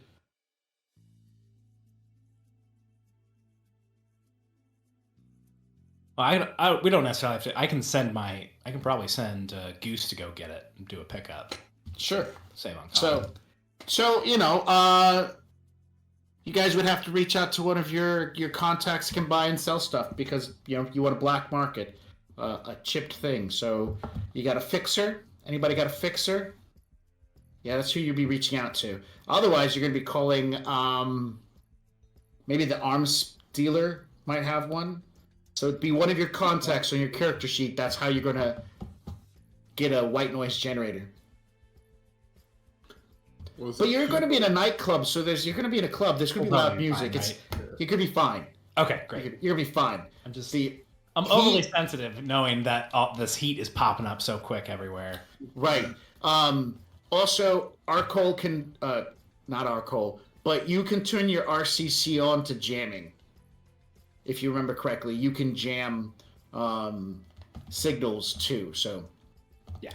You guys arrive at the Neon Moon, get a table, sit down, order some fries and some krill cakes, some soy fries and krill cakes, beers and mixed drinks and whatnot, and have an opportunity to kind of unwind as you're all together now, and discuss things. And, Do you want to make it clear that before we start taking things seriously, Technocyron would try to learn one of the dances? Okay. I just need everybody to know that. So anyway, for flavor's sake. I mean, Convoy will absolutely teach you how to dance. Awesome. Amazing. That's great. Okay, so then when we come back to sit down, and I steal fries from somebody's plate, I karate chop her hand as it comes towards my bridges. I asked you if you wanted fries. I didn't want a lot of fries. I just wanted some. And then he moves his hand and lets her have some. Thank you. And I just want to how do all of you, what you all seem so cloudy today? What's happening? Well, it's a heat wave out there today. There's just the stars everywhere, and we lost Johnson for this job. It's just not ideal. A lot of misfortune in a short amount of time. Oh, well, if there's no Johnson, you're probably not gonna do it then, right? Well, no, we still have your teacher there. She said that she would pay us quadruple. So there's still money to be had. Unless she was trying to get it from the Johnson, which I don't think she was. Nah, it's a lot of new yen though, for all of us. Is that the only reason? I mean, it would also be good to strike a blow against such a dickhead. I'm sorry, forgive my language. That's our one. It was a good one though. It was a good one. It's a good one. So, yeah, you didn't tell me very much about this job. What guy? Who is this person that you want to stick it to? I just feel like this is a really high stakes thing. We've just been having fun, so much fun lately. Oh, yeah. Things could go bad, really bad. Thus the party. He waves to the. This is our end of the world party. This is, I'm an old man. Do you have a better idea? Yeah, you should have contacted me, but I don't think that that's what we're actually talking about here. Oh no, I just wanted to unwind. There was a lot of tension.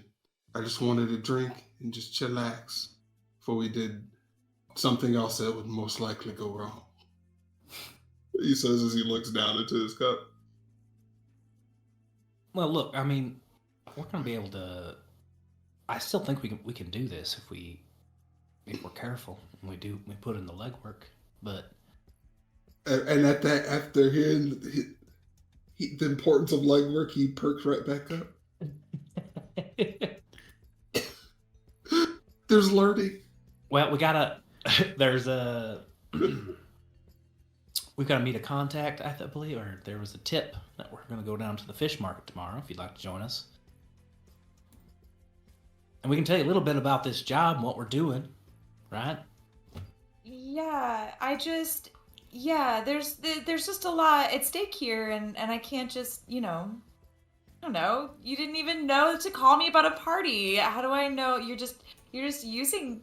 This is scary. To be honest.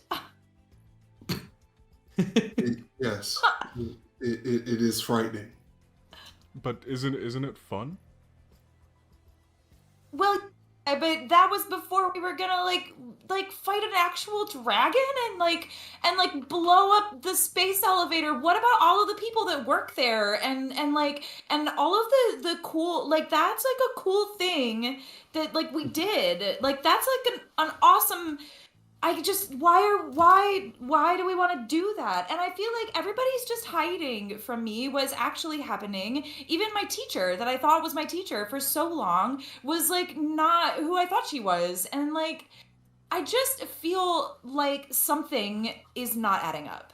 And you would have never figured that out if you hadn't have ran with us. Well, that is true, but now you all are not telling me everything, and that makes me feel weird. I tried to get you in as soon as I could. You told me later, so things happened without you. We're just now trying to get back. You wanted to dance first. That's, I mean, like, it's not like anybody was keeping anything from you. Like, you can just. All right. He knows better. He knows better than to tell her to calm down. But he makes the hand gesture like he's about to. It's okay. It's all right. It's all right, y'all. We're gonna cool the legumes, right? We're gonna cool the legumes, and Convoy will order 4 shots. And as the drinks are arriving, we're going to take a moment. We're going to take a break. We're going to be right back as we head to a commercial break. So don't forget to drop hashtag RemPC in the chat for your chance to win a copy of Red's game Sea of War. The winner will be announced via Twitch Whispers. Get them in now. And if you subscribe, you get more. Also, don't forget them bits. See you in a bit. See you in a bit.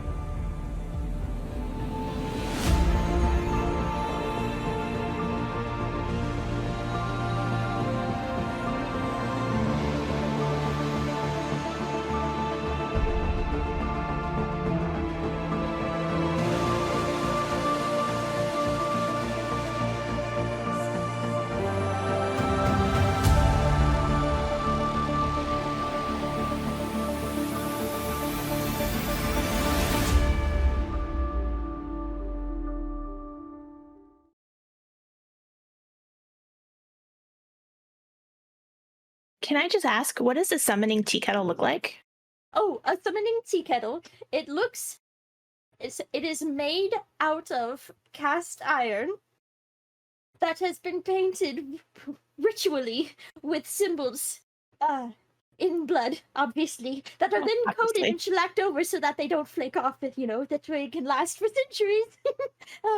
And we use a nice clear coat, though, so you can see them quite nice, quite clear. We mix in with the blood. We mix in the iridescent paint, so it gives us a nice little beautiful shimmer, especially as it heats up. And as you heat it up, that's where the magic happens, because that is when all of the symbols start to glow and get bright and beautiful.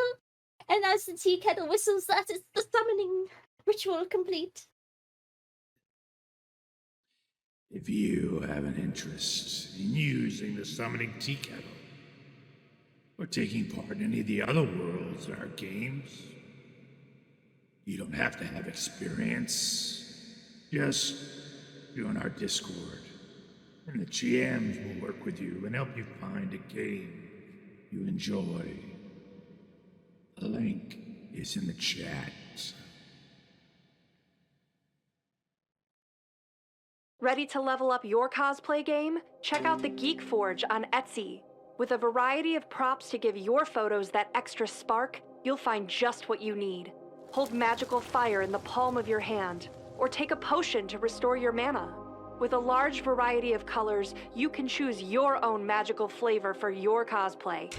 Bring drama to your photo shoots with these vibrant props and more, all available at the Geek Forge. Are you ready to level up your cosplay?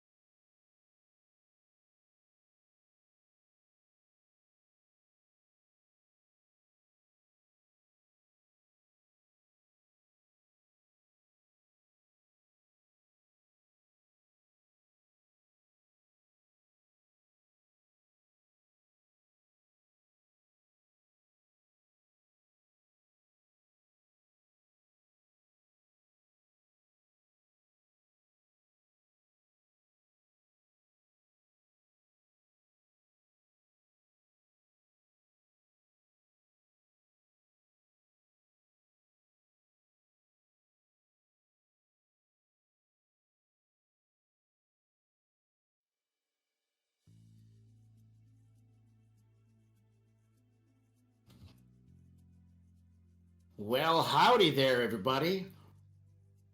We're on to part 2.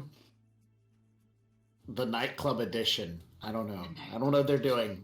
I'm just gonna sit here and watch them do stuff. Tequila shots, whiskey shots. I'm not sure what you guys would have ordered, but they'd arrived at the table while you are having your conversation. Your Tequila for sure. Quintessential conversation about activities, things. And so I'll let you pick up where we left off. Our Cole, because he's kind of paranoid at this point, is taking one shot and then quietly passing on his other shots to other people if there are multiple there. Oh yes. There will be multiple shots. We've already had multiple, in the corner. Oh yeah. All right. Let's get you. I mean, we take for granted that you're not up to speed on a lot of things. So, do you have any specific questions? I mean, I guess you just said that you even just lost this Johnson that you were working for to blow up the elevator. You also found out that you might have to fight a dragon about it. And all I thought that we were doing was like, picking up some spell stuff. Also, what was that spell stuff for? What was that spell stuff for? Well, that was to pay off the Archangel. There was an angel. There was one, and you tried to hide that from me. We didn't know you as well at the time, and I in the state that I was in, I honestly didn't know who I could trust. Even that super kind bunny lady at the shop, I really didn't know. Poor Kiki. I hope you're taking good care of that sword. I think of her every time that I polish it, and I do polish it. Just like Steel Tiger taught me in our lessons. That sounded crazy. But yeah.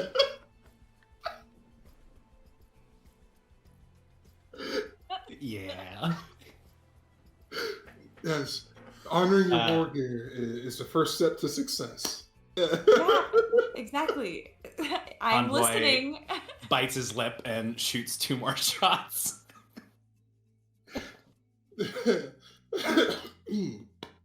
Well, look, we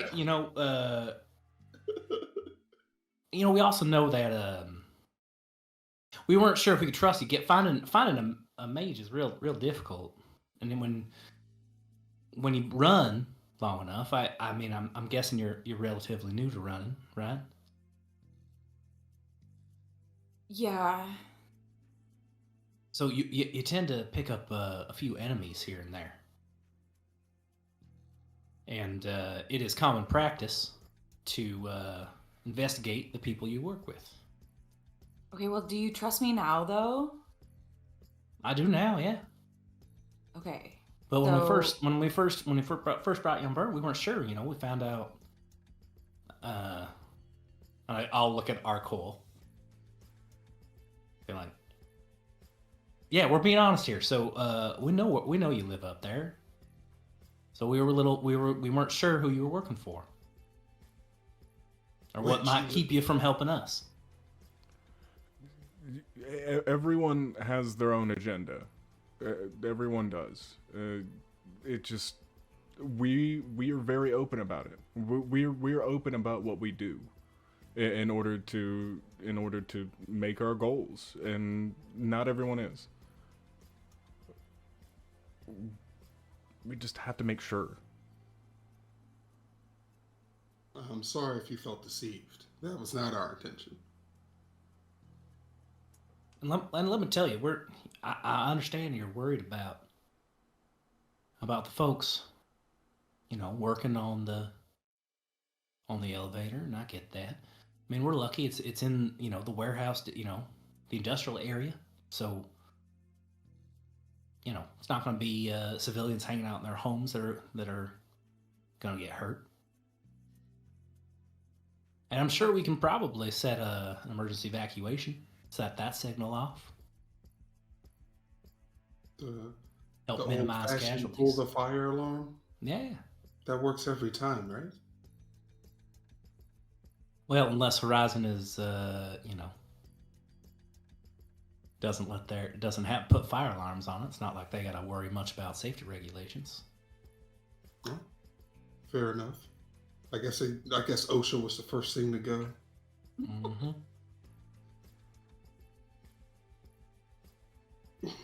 But look, I can tell you from experience, these corps, they don't care about us. They've got their own agenda, and that agenda's going to happen with or without us. They don't care how many wage slaves die to get what they want. Then what are you trying to accomplish by blowing up this elevator? Like, why? Why are you doing it? Survive. To survive? What is it? How is it stopping you from surviving? Listen, if we don't pick up this job, then another group of runners will. That we're not the only ones out here. Someone else will pick up that job, and then if they fail, another one will pick it up from that same corp that is going to, or we're not the only ones picking up jobs here. We just happen to be the first ones. These wars are held at such a higher scale than us. Well, then what happened to this Johnson backing out, and how did you get in contact with my professor? It's still Tiger's gonna look at Arcole. Yeah. I can't answer that one. I'm as confused as you are about that a little bit. I can fix that. when you guys got the job, you were told that to get up there, you're going to need high-level clearance, and you're going to need to seek out an agent, a person, a magic user named Icarus. You're going to need to figure out how to do that yourself with your spellcaster, and that's when your spellcaster disappeared. And you guys are like, crap, now we need a different spellcaster. And that's when you guys started looking around for a second spellcaster, and that's when you ran across the young woman who was a spellcaster, and she summoned Icarus, and Icarus arrived and said, I will totally help you out. Here's the name of my contact down here, so you don't have to rely upon someone to send a watcher, but I'll go ahead and whisper the person's name to your spellcaster, and so that young woman knows professor's name. And that's how, because Icarus wanted to make sure that you had a chance to get back in touch, because that way you can get, that's how you found out about Icarus. It was a really quick moment between in that part of the game, so I get like missing out in. Well, it was more like we didn't know that. We didn't know. Correct, because the spellcaster, she knew it. She knew what was going on, and so she's like, yeah, I know the people, and Nova was like, nope, just tell us, you don't get to be part of this anymore. Because Steel Tiger was like, do we get to collect this kid too and be part of our team? And you guys were like, no children runners. Yes, no child runners. Yeah, we were confused as you were about these connections. We didn't know Nova was gonna know him. We didn't know you knew him. Yeah. That was I didn't so know. weird. That was so weird. We stepped in a bigger pile of dreck than we anticipated. There's a lot of things moving that have nothing to do with us, and we're just here to do a job. Well, don't you get curious though? Then, if you don't, you're just happy to be a cog and we don't get paid to pick up be. coins. We don't get paid to be curious. There's no way to not be a cog. You're either a cog in the machine or you're a cog in the Shadowrunner world. Right. That doesn't sound like the same, although I will say you seemed pretty cash driven when we were knocking down that wall back there. But that doesn't sound like the same people. It doesn't sound like the same people. You don't even know the half of what I know. And there is, I don't know, this is the part where I would download on you some of the stuff that I'm going to learn from Max later. But I would, but hang on, I can't do that quite yet because I guess I'd be like, well, and there, because yes, I live in the Emerald City. I grew up there. I've been there my whole life, and I just so happen to work for Horizon. So if there are things that I know that you don't know, and maybe I can help. Is all I'm saying.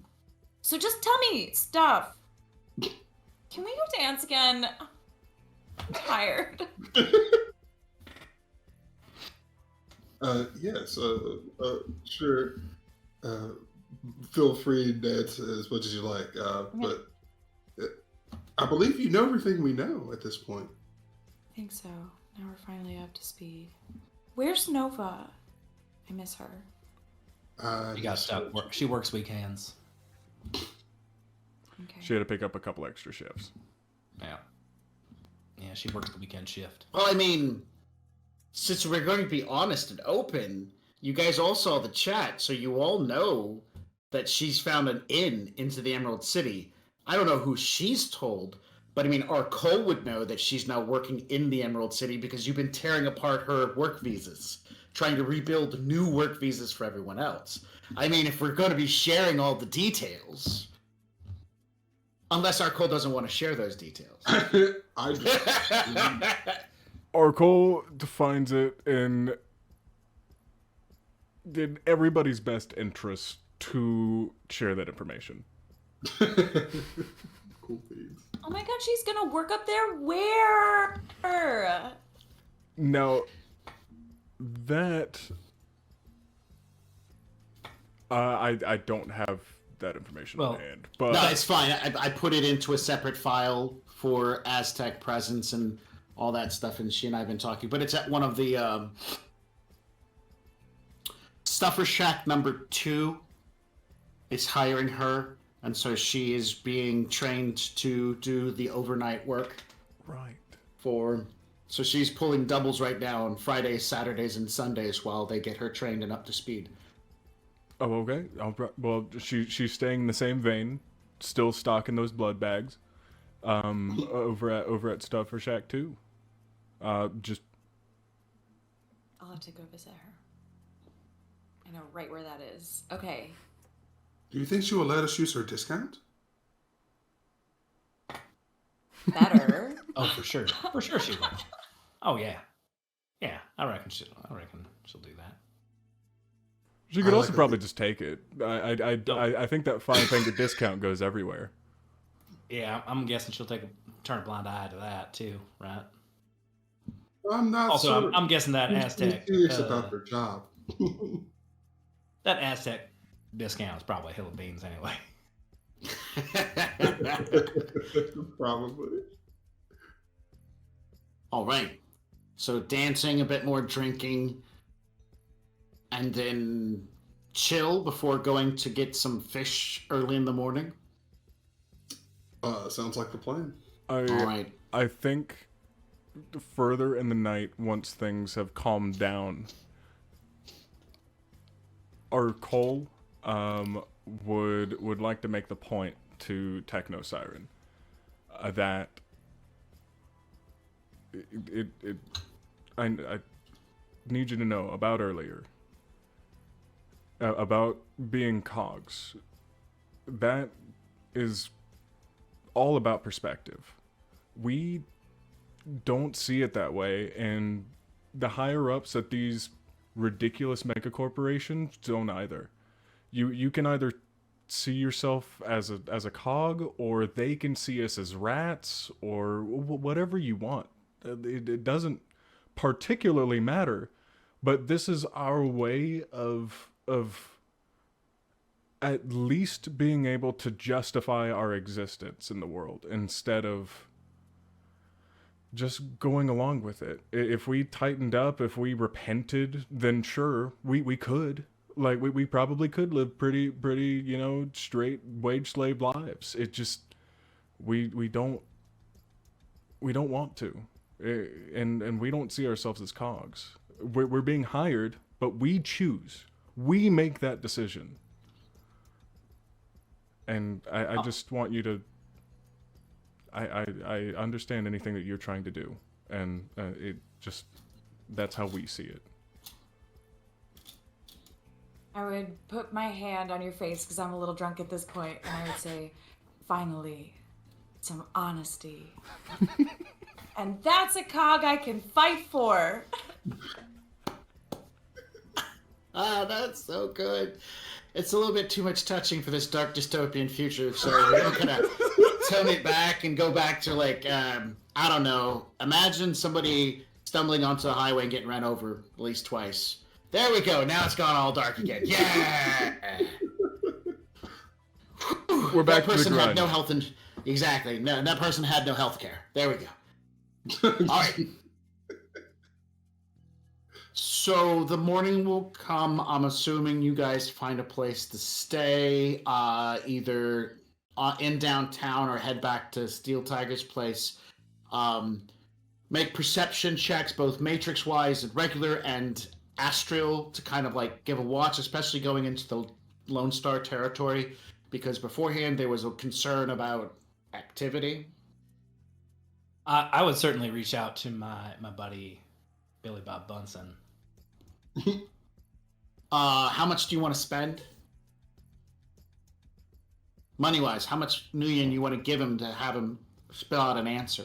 I don't know how much. 200 new yen, 500 Okay. new yen. What 200 Nguyen, and what's the question? What's got the B in Lone Star's bonnet? Why is everything ticking up? And he will answer you.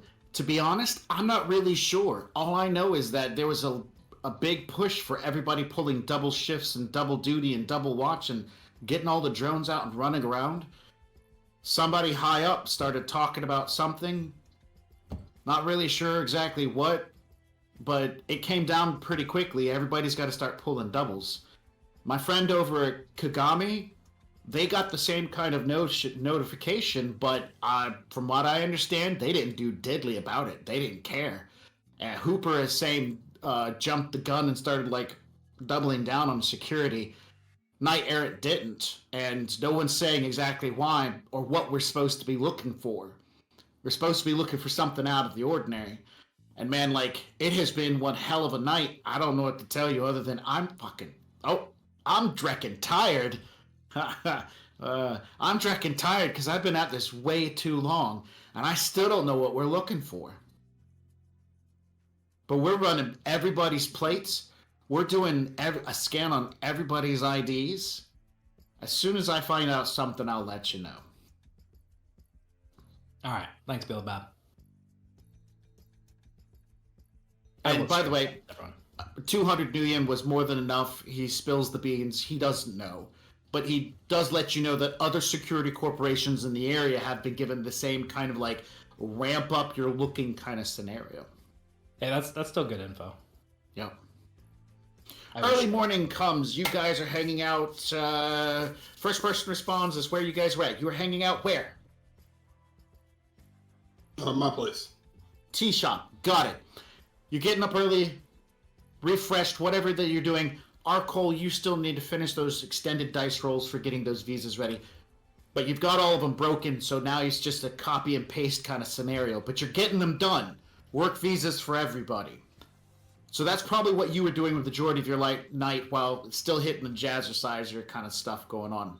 The early morning starts coming up, the rain stops outside, and it's about time to hit the road and start heading toward downtown because Pike's Place opens, bam, before the sun even comes up. Those boats are coming in through the channel, the canal.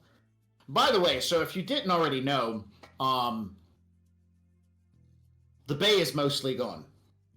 The last of the bay still butts up to where Pike's Place is at, but the majority of the northern side of the bay is gone. That's where Bay City is at now. That whole area it's a long story, but global warming took place and the bay started to empty. And to keep the bay where it was at, they put dams and shored up things on either side. And so the bay still exists, fishing can still happen. Anyways, you get the idea. So Pike's Place still does what it does. Fish. Is there still a lot of fish? Yeah, there's a decent amount, but it costs a hell of a lot more. So where beforehand you might be dropping 100 new yen on several pounds of cod or something, now you're going to be dropping thousands of new yen on cod. Krill farming is still big business because the vert farms down in Bay City have krill bays as one of their big sources. They also have catfish, but catfish is more expensive as it's part of the whole agro pesco vert farms. Anywho, those are a bunch of high-tech mumbo-jumbo. But when you guys arrive at Pike's Place at about, 4, 5, 6 a.m.? 6 a.m.? Earlier. 4 a.m.? Feel the good stuff, yeah. 4 a.m., you are not alone. There are lots of cars, lots of trucks, and lots of people, and a decent amount of guns. Armed individuals walking around, escorting their fish purchases to storage vehicles. It is big money transporting this fish all over the place. Decent amount of security pay as well. Not something that I imagine the rest of you would have known about, but when you arrive, the gentleman at the gate asked how you can help him, because the whole area of Pike's Place is pretty much quarantined off and let only certain people in. And you tell him you're here to buy blowfish. He's like, oh yeah, sure, park right over there. The boat just got in. They probably have some, but you're going to want to hustle because it might not stay that long. The amount of as soon as you tell him the prized possession of what you're going to buy, he's super excited. He goes ahead and sends over an icon that brings up the purchasing price and blowfish for 1 ounce of blowfish is 2,000 new yen.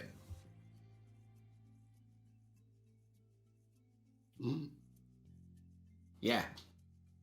You can make maybe a roll off that, maybe 2 if you kind of stretch it out. That's a lot of money for some food. So you part Mama Bear, and I'm assuming everybody gets out for this event.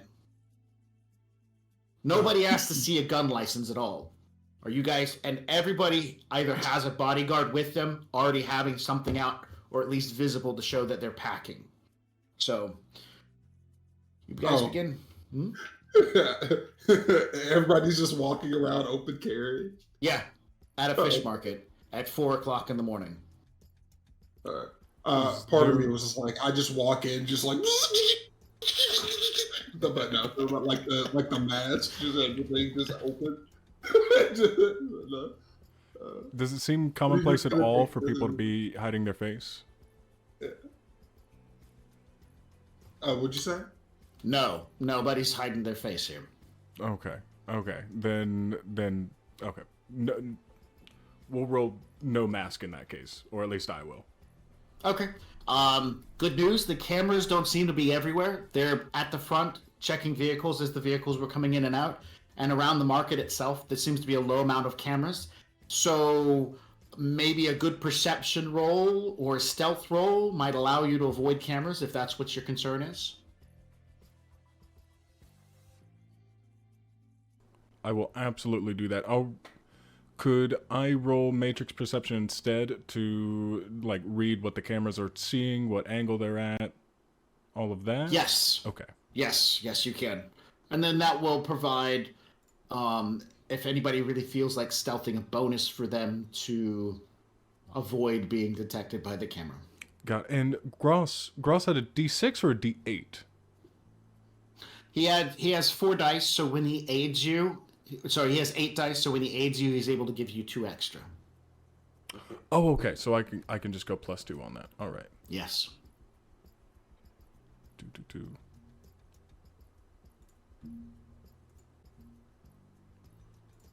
I'm just gonna do a Matrix Perception because I do not know the algorithms. And then and then plus Gross's 2. All right, so 8.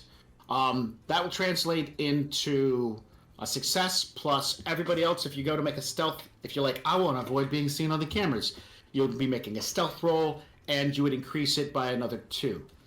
Does anybody want to take advantage of that and avoid being seen on the cameras? I just want to cast physical mask on myself if I can. You can.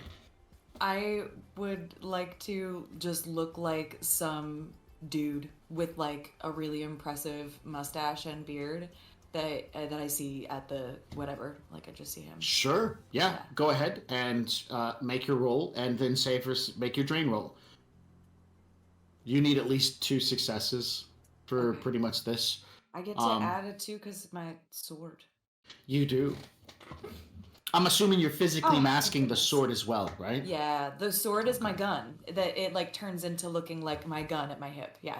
I love it. That's great. I did make 2 hits, so and then my drain, which is go. I don't roll it. Yeah, that's fine. Good. All right. Great. Heading into Pike's Place, you wander through the thick crowd of people. There aren't necessarily lines, except until you get closer to these booths, which are layouts of varieties of fish. For the most of what your life and existence in the last few months, years, or whatever it happens to be, this is the largest amount of fresh meat that you've seen in one place. There's a giant tank of krill off to one side, but for the most part, you can see that they're some sort of highfalutin type of krill because they're not tiny, they're kind of large. And then there's shrimp. And they're going for the thousands and the tens of thousands per pound or per ounce, depending upon. There's a sign in the distance, and there are armed orc guards near that sign, and the sign says caviar. Yeah. So, as you begin maneuvering through these crowds, looking at people, everybody's pretty much being nice. Everybody, oh, excuse me, pardon me, let me get through. Even the large burly troll with a shotgun on his head was like, pardon me, let me get through here with this crate of fish. I gotta get it, and everybody's just going about their business. A sign sitting in ice passing by one of these stands, and there's multiples of them. It says Blowfish on it, but it's all empty. As I'm assuming that Techno Siren, you're the face of this operation, or is somebody else the face of this operation? Oh, by all means, I Technoside. think it should be Technosiren, considering that right now she's a burly mustached man. I stroll right up and I go, where's the store guy out here? Store guy, where are you, store guy? A large, burly man with thick arms covered with hair and a mustache that stretches from under his nose all the way to his ears, and his head has got this flat shape all about it. He turns, hey, how's it going? What you looking for? What you need? Yes, bro. Stash life, dude. Stash life. And I try to give him a cool bro handshake. All right, he reaches back out with his thick, meaty fingers, and he like, yeah. What are you looking for? Man, I was hoping to catch some of this blowfish. This empty table. What's going on here, dude? Oh, yeah. Don't worry. Hang on a minute. And he turns and he goes behind the counter and he opens it up and he goes, do you got an idea how much you're looking for? And with a gentle little metal hook, he brings a blowfish up and he sets it into the ice. We don't normally leave it sitting out there. Most people are pretty eager to just grab and run. Even though it was poison enough to kill you, they just... You gotta cut it right. That's what I hear. Cut it right now. Yeah. Yeah. So how much are you interested in? Well, I am looking for enough to enjoy, my friend. I think that, what do you think? Make some sushi out of it, like an ounce, too? I don't know. I mean, if you want to go on the light side and you're just looking for some taste or something, an ounce is going to get you what you want. But if you're looking to put on a party or something, and you want a couple of rolls to create, I would aim for about 4 ounces myself. Now, me, I don't deal with blowfish, and I only know one guy who does. So, I mean, I would direct you to the... Notes. It's a sushi place called the Gilded Fin. There's a guy there, he does a lot of really great stuff. He deals with this too, so I mean, that would be the guy. But I would suggest if you're putting on a party, about 4 ounces. You're only gonna want to put about a half an ounce per roll. You could get about 8 rolls out of it. And you're gonna want to put on that with something like a nice vegetable mix to go along with it. And I'm sure that if you're buying blowfish, you know where to get your veggies from. Yeah, bro. Of course. And then I'm really cool to him, and then I look over my shoulder at the guys behind me, and I'm like, oh my god, do we want to have a party? Are we gonna have a party? Yes. Yeah. And then I turn back over, and I'm like, yeah. So. And then I turn back over my shoulder, and I go, I only have 2,000 new yen. What have you got on you? What's happening? Just buy the whole fish. How much is the whole fish? How much is the whole fish, dude? I don't know how much a blowfish weighs. Well, I mean, how much it weighs versus how much is usable. How much you actually get out of it. Yeah. There's very little you can get out of it. So, The Simpsons has told me. Is it crazy? I also put that up for The Simpsons. Yeah. That's how I know about blowfish, is The Simpsons episode. Amazing. So...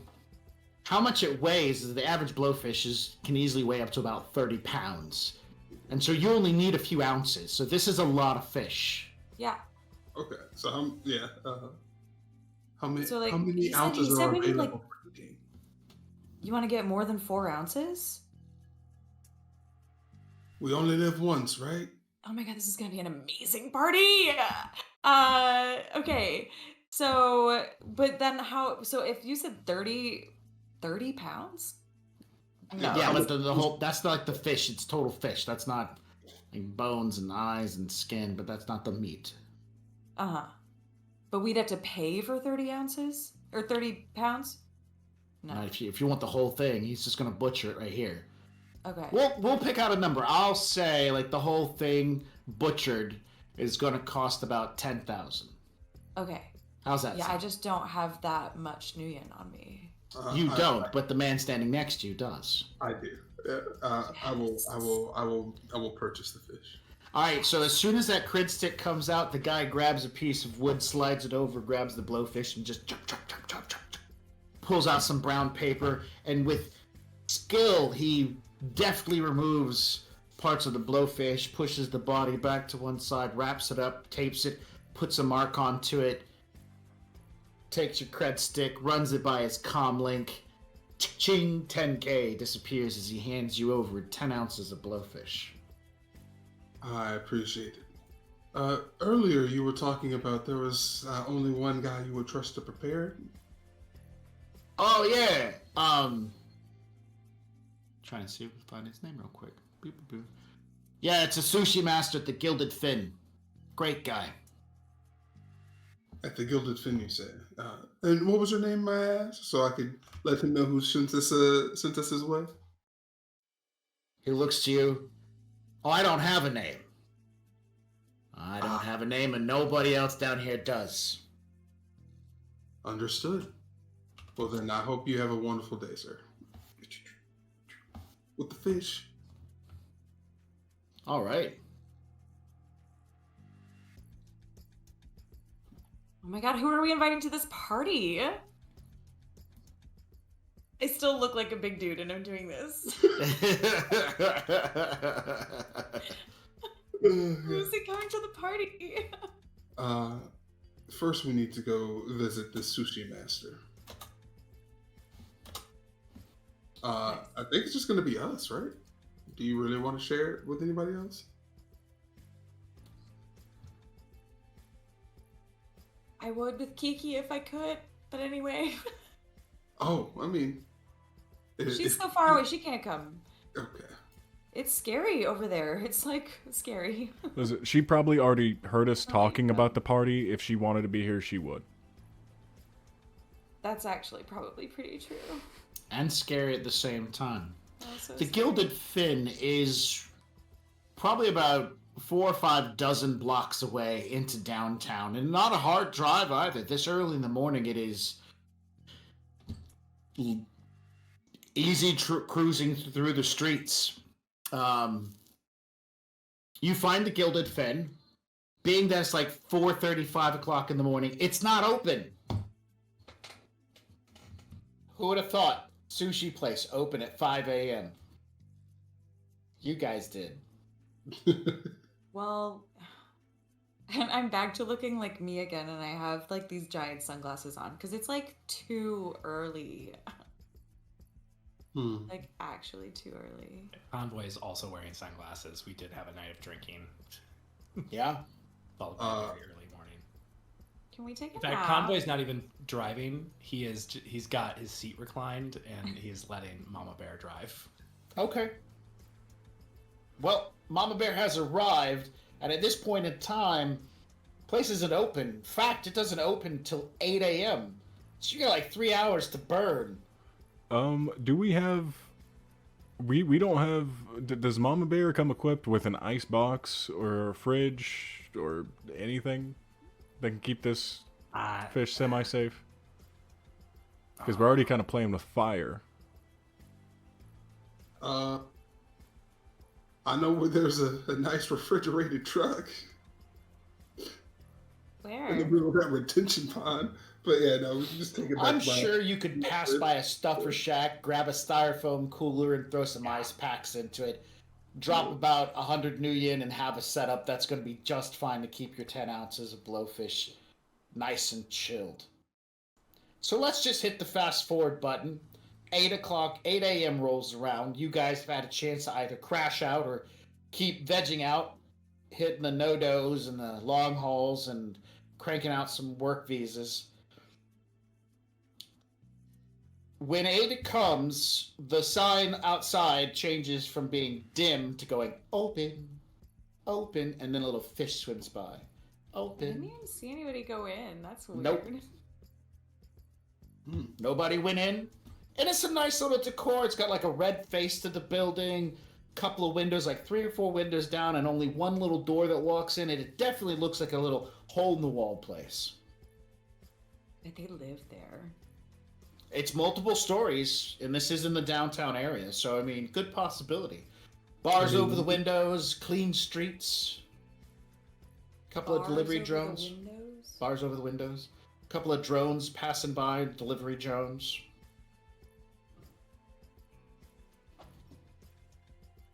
Well, shall we? Sushi at 8 a.m. Party by 9.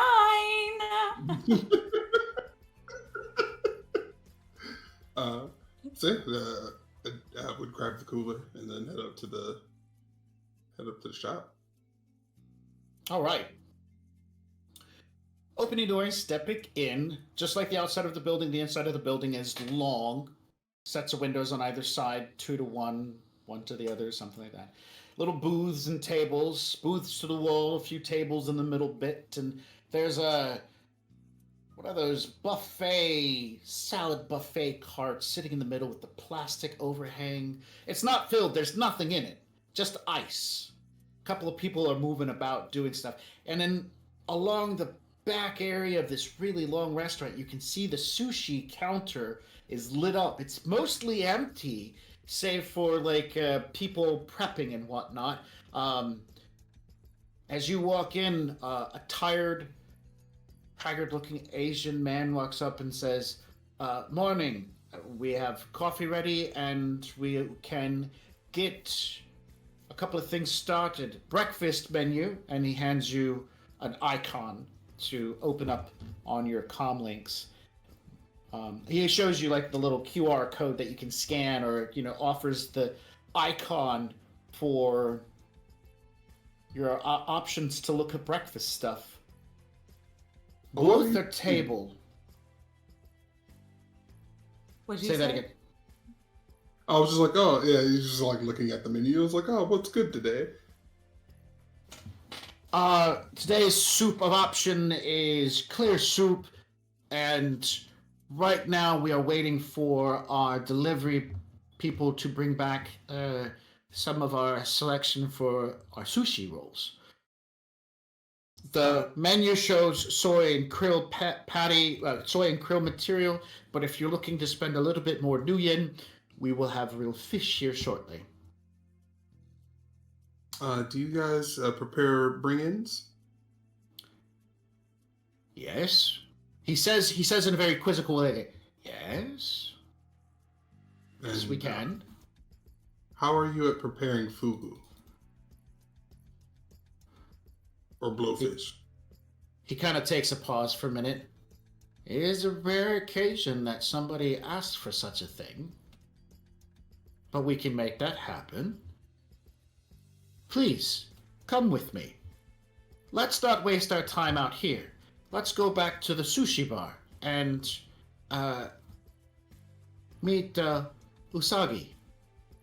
He is my sushi master. You go to the back, and Usagi is an elderly Asian man. Has all the slow movement, choreographed kind of like actions as he is setting things up behind, and big thick Coke bottle glasses, bit of dermal cyberware of some type on the outside of his skull to one side, and he looks up and he goes, "Oh, good morning."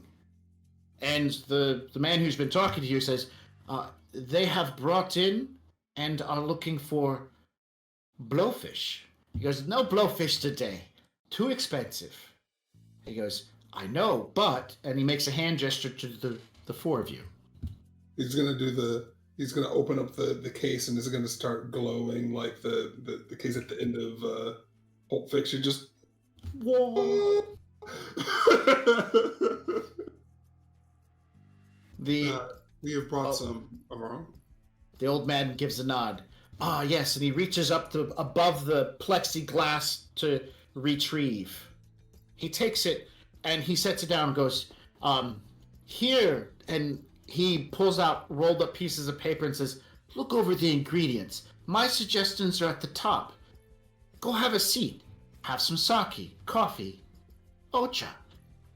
I will work. Just put it onto Matrix and I will let you know. And everything else will be taken care of.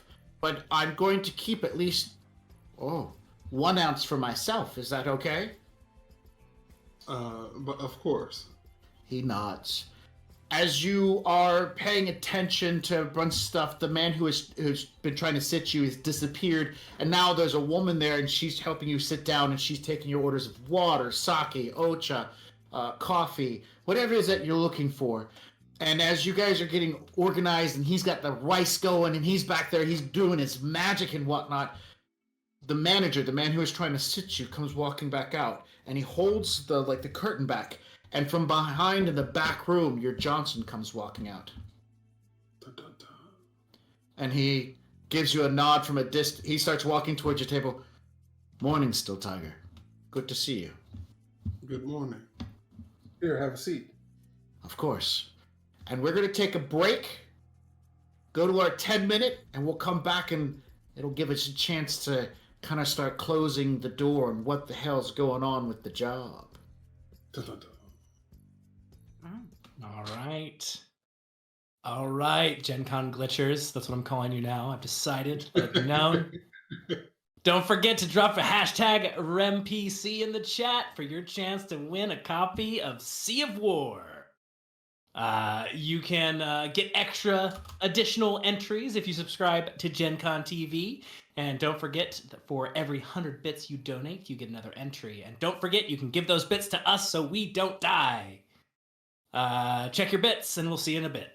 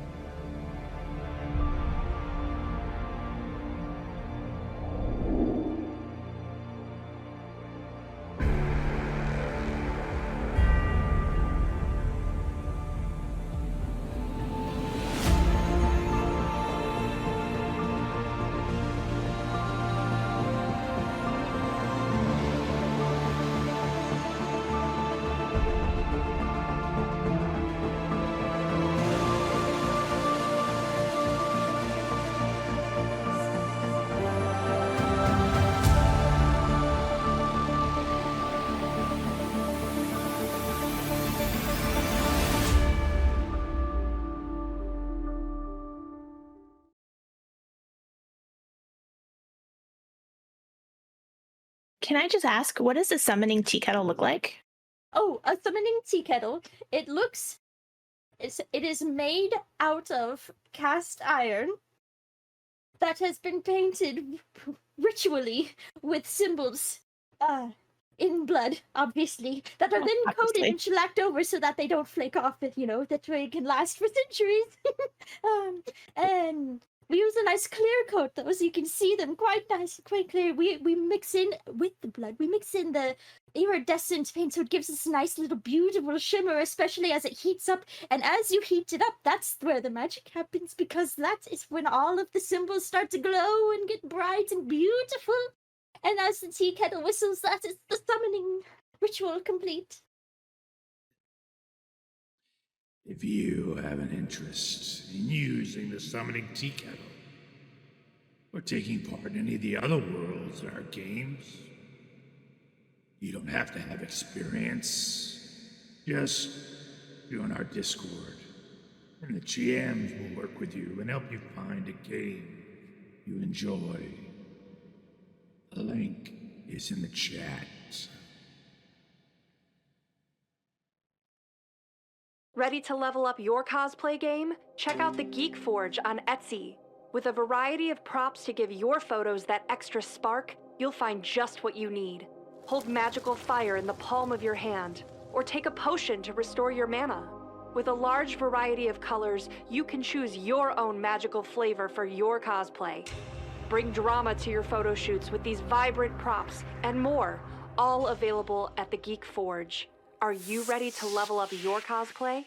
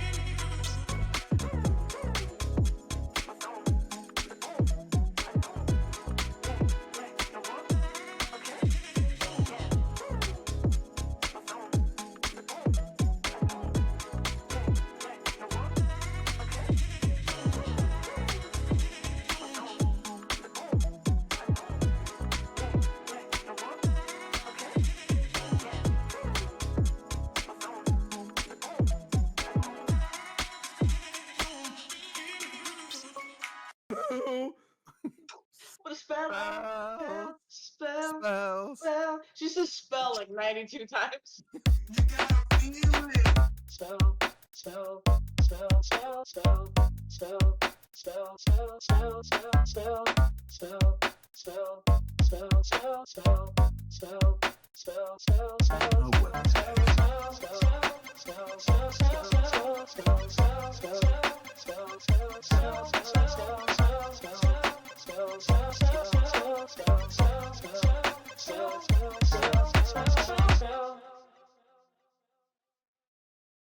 You get to play with us now, which is so exciting. So with channel points, bits, and subscribes, you can give rewards to the player of your choice. So how to do that is, no, not Bob.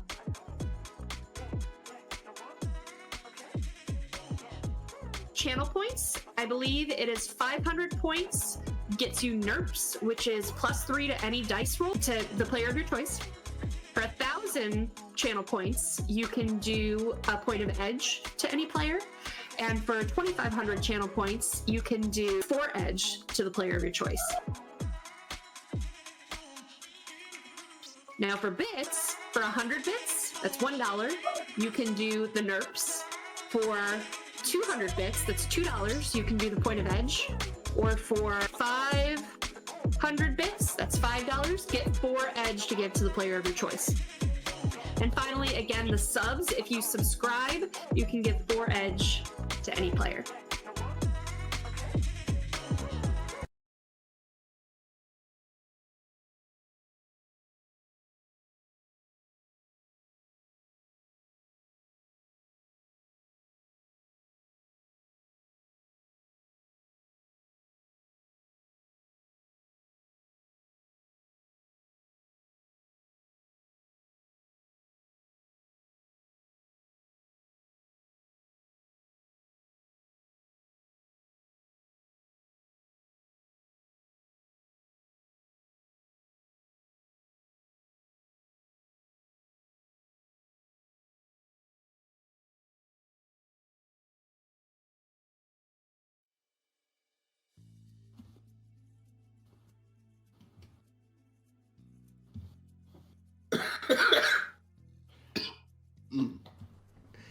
Hey everybody, welcome back.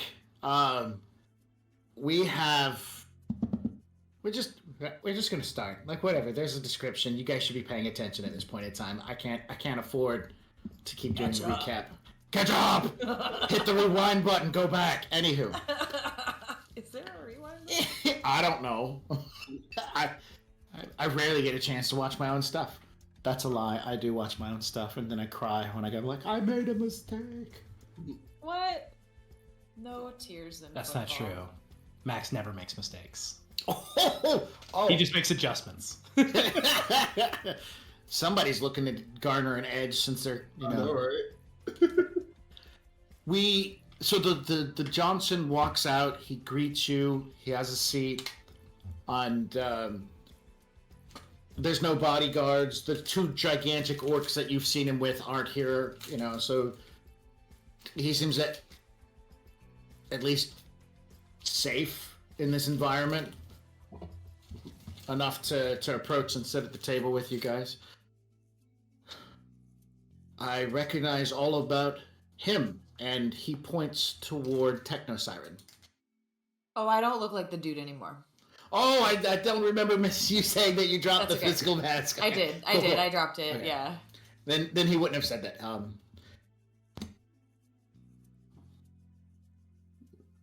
The employer contacted me about 4 days ago and wanted me to meet, which was outside of the norm. And there was definitely a feeling that the job had been canceled and my continued employment in any way, shape, or form was a hazard to me. So I left post haste and I have not reached back out to them because I don't need an employer making such actions. You can understand that it would not do me any he chuckles, it would not do me much good if employers killed their Johnsons.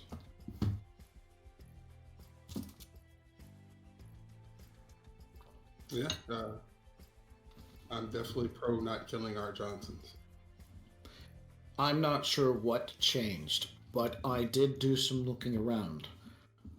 Apparently, and this is between us, there is no devices in here, and there is a decent quality of white noise being generated, so recording devices aren't going to get a good description on this.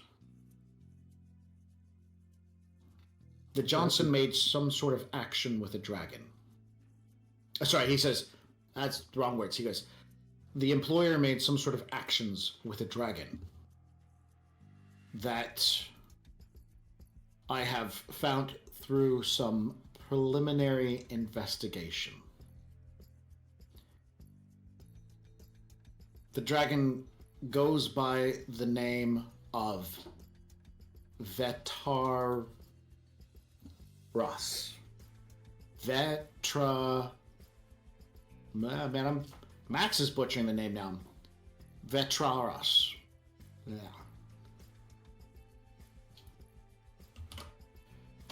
I'm not sure how this dragon fits into the whole scheme, but as soon as the employer began making direct contacts with this dragon,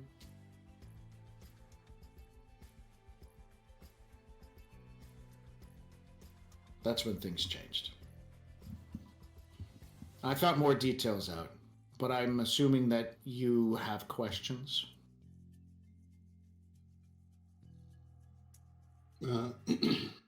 Yes.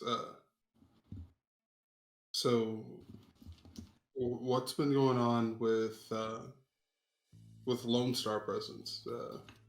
Everybody seems to be on edge. Do they have an inkling that we're up to something?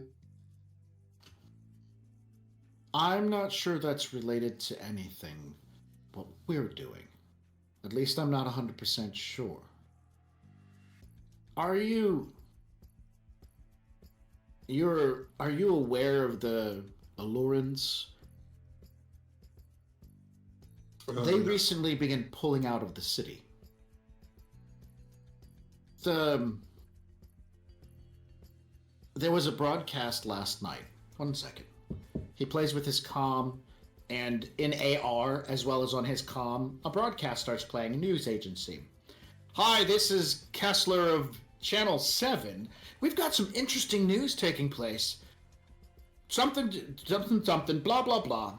And our visiting neighbors from the nearby solar system who have been, so-and-so. And he starts talking about the aliens. Now, for the majority of this game, and the majority of your lives, you have never 0% ran across a single one of these Allurans. That's a name that's been given to them. That's not necessarily what they call themselves, but that's the name they are given by the people to kind of describe, because they just basically look like slightly taller humans with off-colored skin. And majority of times, they're very attractive or alluring. Well, anyways, the guy in the broadcast continues to talk about how they just started packing their shit up sometime last night. People started, these Allurans, these aliens, started all going back to that ship, like booking flights and packing bags. Not just 1 or 2 or 3, but hundreds.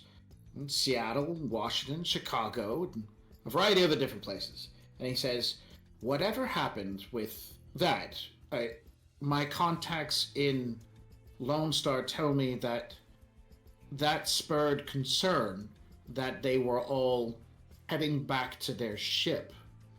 Even dignitaries in political positions. And so it's not just here. It's all over the world that security companies are a bit heightened after this worldwide movement by these people from another place. So I'm not sure what that is, but I don't think it has anything to do with what we're doing. Now, why would a bunch of aliens decide now's the time to get? He shrugs. I don't know. Seems significant. Mm-hmm. He kind of pauses for a moment. I don't see how. Interesting enough. And the guy keeps spouting, and he's saying, that all of this took place. Like it was just seems everybody like the aliens all decided, hey, we're gonna leave like now, and they're all starting to pack their stuff up and like head in one given direction, and eyewitness accounts are like, hey, around 9:30 last night, this started happening. It was right after like 9 o'clock or so, and so like several different accounts say that, hey, sometime around 9 to 9:30 or so, the all the aliens who have been visiting for the last 15 years decided, let's pack our shit up and go home. Out of the blue. And nobody talked to any of them? Yeah, they have been. They said, oh, well, we all got to go back to our ship. We all got to... And during the interview, it's like, oh, hey, I got a phone call. It's from, like, my boss at the back of the ship said you got to come home. Or, I just really miss my family, and we're going to go home. But, after the first few waves of people, like, all of it the same, people are like, no, that can't be possible. The gig's up. What's the real case? But they started to clam up, and they stopped answering questions. And so they're just like, we've just got to go. Was it ever pre-established that they had any form of mental link or anything like that? Or, like, heightened senses? These creatures, these visitors from another place, do have a heightened sense of awareness of sorts, which is kind of cool. They are not they can have magical abilities. They are not very good with cyberware, especially the cyberware from our planet. They have their own like little rinky-dink things. They can get comm links and whatnot installed and data jacks. They don't do so well in the Matrix and and whatnot, but they can't have like full cybernetic bodies. That just doesn't work. Their nervous system doesn't respond as well and stuff like that. But for the most part, no, there's not some sort of like neural net or hive mind mentality. They've never responded in such a strange way. Is there like a asteroid about to hit the planet or something? He's going to start scanning like the NASA website if NASA still exists. Sure. Yes, there's always, conspiracy sites will... NASA too. Conspiracy websites will always say there's a giant asteroid about to hit the Earth. What is NASA going to do now, This one can't be stopped. Where are the dragons? Why won't they come help us from this giant asteroid? Well, but speaking of dragons, doesn't it feel kind of odd that once a dragon gets involved with somebody who's trying to blow up an elevator to space, that all of the aliens are like, bye? Like, what do we know about this dragon? The Johnson responds, I am not sure. There are lots of questions. Since most dragons disappeared several years ago, Veritros also disappeared and was last seen 8 years ago. When she was last seen, it was mostly in working with a corporation that is a subsidiary of Horizon. They were working on undisclosed activities, which, by the way, this is a segue, the thing that you and I are going to talk about. Ha ha ha. Yeah.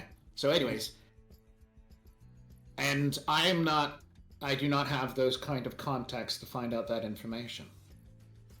But I do know that this dragon did have,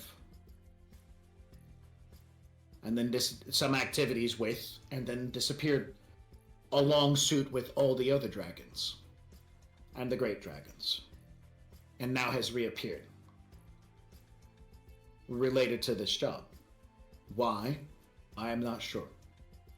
Well, quick check on the timeline, though. So, and I'm sorry that I'm not as solid on the lore, but like the dragons disappeared. How long before or after the Illurans got here? So the dragons disappearing and the Illurans arriving, maybe the same time-ish. The Lorens have been here for about 15, 20 years, let's say. The dragons have been disappeared for about 15 and less years. So like Veritros disappeared about 8 years ago before she stopped showing up to public events and stuff like that. So depending upon where you look at, like the Lorens arrived, their ship crashed. You know, they've been stuck here. That's a definitive point in time. Compared to that, maybe a dragon or two disappeared before their arrival, and then one or two after, and then a few more, and then consequently, most people say most dragons started disappearing about 15 years ago. So there's probably about a 3 to 4 year gap between the Allurans arriving and all the dragons disappearing. Again, the dragon disappearing is a kind of sort of, this is the time when it happened. More of a correlation than a causation. Correct. Okay. Yeah. Well,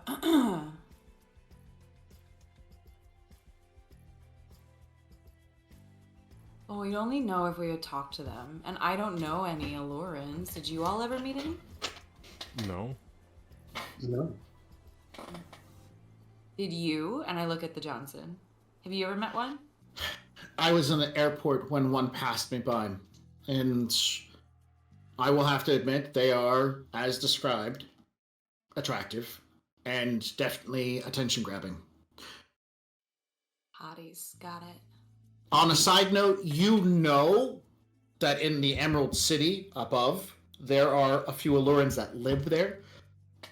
You have never met them. You've never met them, but you know that you lived in an area nearby them. That doesn't mean you can't figure out where that is. You guys are smart enough to do that kind of stuff. So wait, this report that we watched, they said that it was coming from all over. Does that mean that I know that maybe those few people left from the Emerald City, or has it been silent there? You wouldn't know that unless you have a contact that would know them, or you have the opportunity to go digging around in data files and stuff like that once you get behind the firewall, which would be something our Cole could do once he gets up to the Emerald City. Okay. Well then, anyway, I mean, if it's not related to this, then why are they being such bullies about these people leaving? They just want to go home. That's weird. He shrugs. He says, but that seems to be the reason that security is heightened. And it's not just here. It's everywhere. Which makes it worse for what we're doing. And he looks to Steel Tiger, we're still going forward. That is my plan, unless there are any objections. He looks towards Technosire. I'm with you. Let's go. Yeah, we still plan on doing the job, it looks like.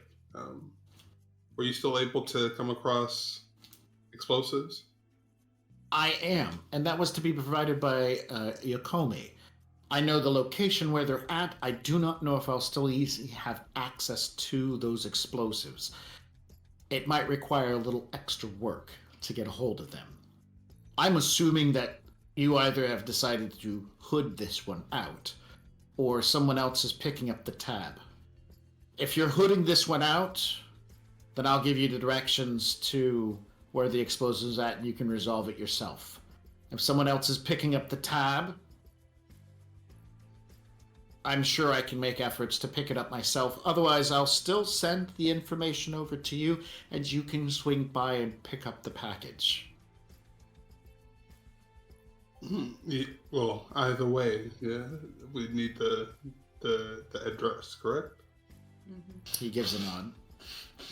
All right, so just go ahead and send me the address, and that. He does so. He pulls up his comm, takes a moment, punches some buttons, and discreetly sends you a message that Arkol then copies and then deletes and cleans up and scrubs everything between here and there.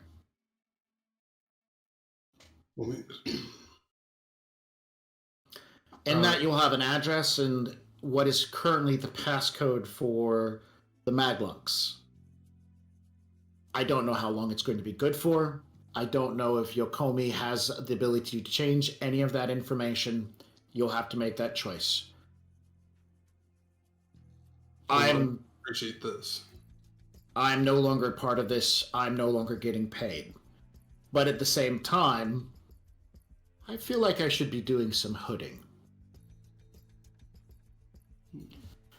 Can I do a judge intentions roll on this guy, since he was like, I'm not getting paid and I'm not technically in on this, as to like why he's still helping us then? Is he like trying to harm us or something? Yes, you can. It's a judge intent roll. Yeah, I'm just gonna roll that. Go, baby, go. Okay. So you get an idea. His end of this is he's not getting paid anymore. His boss just took his whole job away from him. Period. It's done. It's over with. He's not going to make any money. There's no reason this... I'm sure he could probably sell this to another market and find somebody who wants the explosives. But one of the reasons he gets into this business is trying to do the right thing. Maybe. Okay. But he definitely doesn't have a payday anymore, so what good is... Cross coming down the line. Yeah, it feels more along the lines of, my boss just fucked me up. My boss just fragged me over. My boss fragged me over, so I'm going to frag my boss over. Got it. Okay. Okay. Neat. Thanks.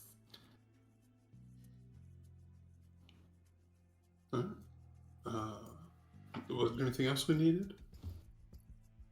Are you gonna come to our party later? This morning we're partying at 9 right here, and I've got like this bottle of plum wine that I ordered. I sit out on the table. Yes, I can stay, and if you do not if you enjoy my company, I will definitely stay. We got this really nice blowfish. So I heard. This is a dangerous delicacy. I will. So, just to clarify, he's going to give you the directions, information, the passcodes to get the bomb, because he wants you to have it for free, apparently. The mage has done a judge intent and doesn't feel that he's steering you wrong. You guys can also kind of follow up if you want to do a judge intent as well, but for the most part, he's just getting rid of the job. And 2, he's about to have blowfish. This is an expensive delicacy, so... Yeah, I mean, this guy has very little to lose. You learned that the security at Heighten has little to nothing to do with you guys, so cool with that. It's going to make job a little bit harder moving forward, but hey, at least it's not you. Someone not having a payday would definitely make our call somewhat suspicious. You should be suspicious. I'm extra suspicious because you said it after you. You should always be suspicious. Legwork. Mm-hmm. All right, 9. Thank goodness. Better than a 5. So, yeah, this guy's got to have a fish in this somewhere. So do you want to dig through his phone? Mm-hmm. All right, that's going to be...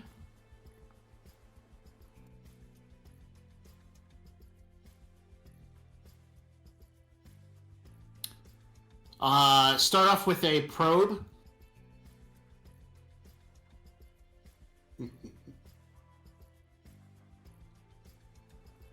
Now, does that falls under Matrix action? Matrix major action. So, probe.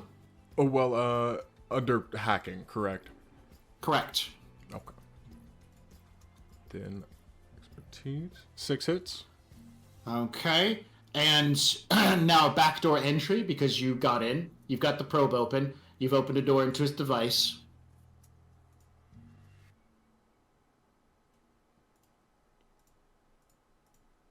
Nine hits. Okay, I'm going to roll for his firewall and his phone is only a 4, so that's going to be 8, so it could buy 4 because it's just a device. It's not actively defending. Yeah, you're in. Not only did he not get paid, he was not expecting to see payment until you guys had secured access to Emerald City. Part of the deal was him making sure you got onto Emerald City, got the job started. That's when he would see his first paycheck. So he, knowing Yakomi, was literally waiting for you guys to get onto Emerald City so that he even saw anything. And he was supposed to be paid $5,000 just for you guys getting onto Emerald City. So he was waiting for his first payday, and it never came. Also, he just recently got finished moving some stocks and whatnot around, and a lot of them had to kind of like association with Horizon, and so he's pulling out money out of the Horizon company and moving his money elsewhere. Other than that, that's all you got. The guy just basically got hosed over, and yeah.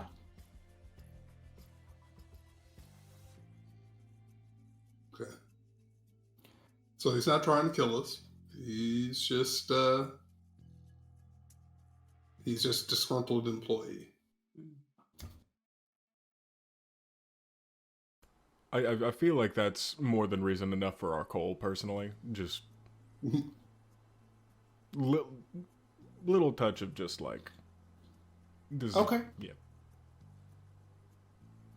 Do you want to write a program or leave anything in his phone for later, like, because you're in, like a tracking program or something? Or Yeah. No. Is there any way to bug it? Yeah, you can bug it. Do I need to make any roll for that, or continued? Electronics plus logic, and you're looking to beat his firewall of 4.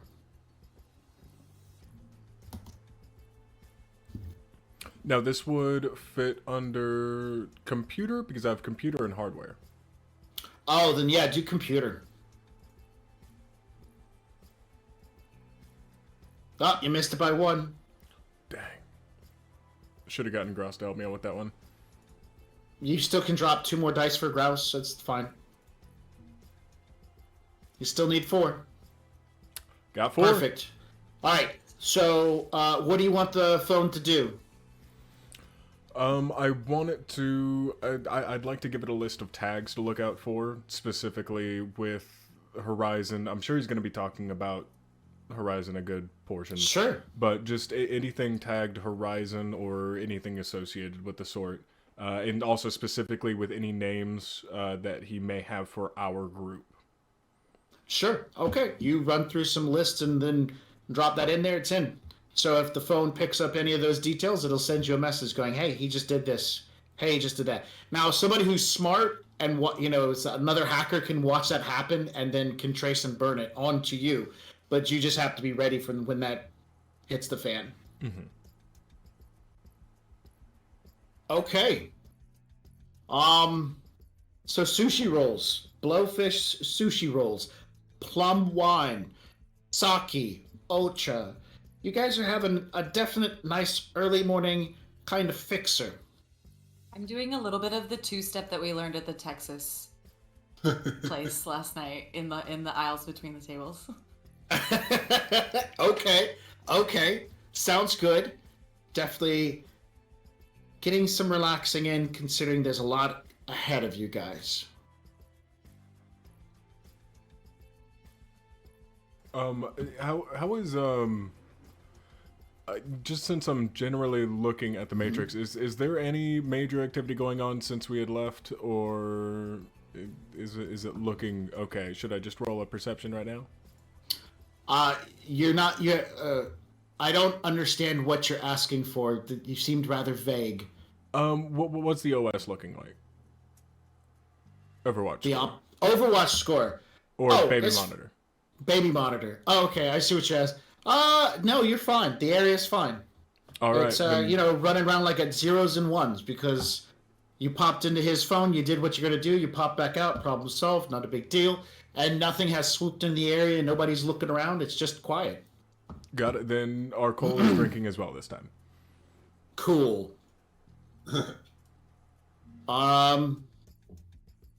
Yeah, so he wants to hang out, party, blowfish, have sushi, and then at some point he's going to excuse himself, and you guys can continue on to whatever else you're looking for. He's given you access to the where the bomb's at. We should definitely go look for bombs after we've been drinking at 9 in the morning. This sounds like a great idea. Let's go.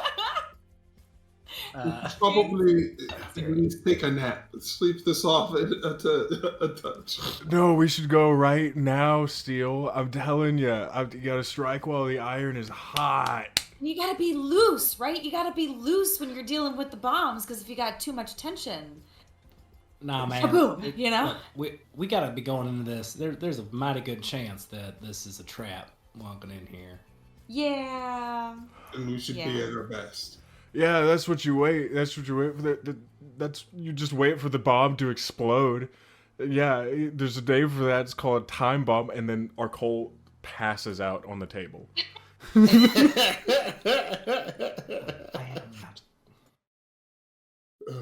He better not throw up in my truck.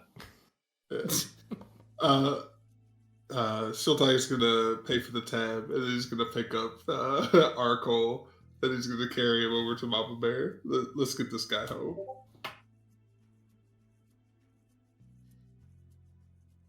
Yeah, once he wakes up, we'll have him take a look at the place, and I'll send some recon over. Okay. Eyes on the place. All right.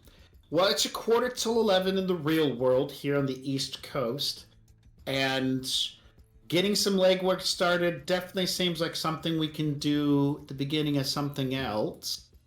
I think this is a good place to kind of stop. I think we got one more commercial to do. We can come back. We can find out who won, say a few little bits and pieces, and then go from there. What do y'all think? Yes, this is your last chance, Gen Con glitchers, to win your copy of Red's game, Sea of War.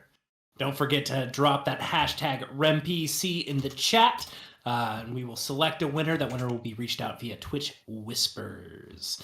Remember that if you subscribe to Gen Con TV, that'll give you extra entries, as well as donating bits. Hashtag REMPC, get it! Woo! Yeet.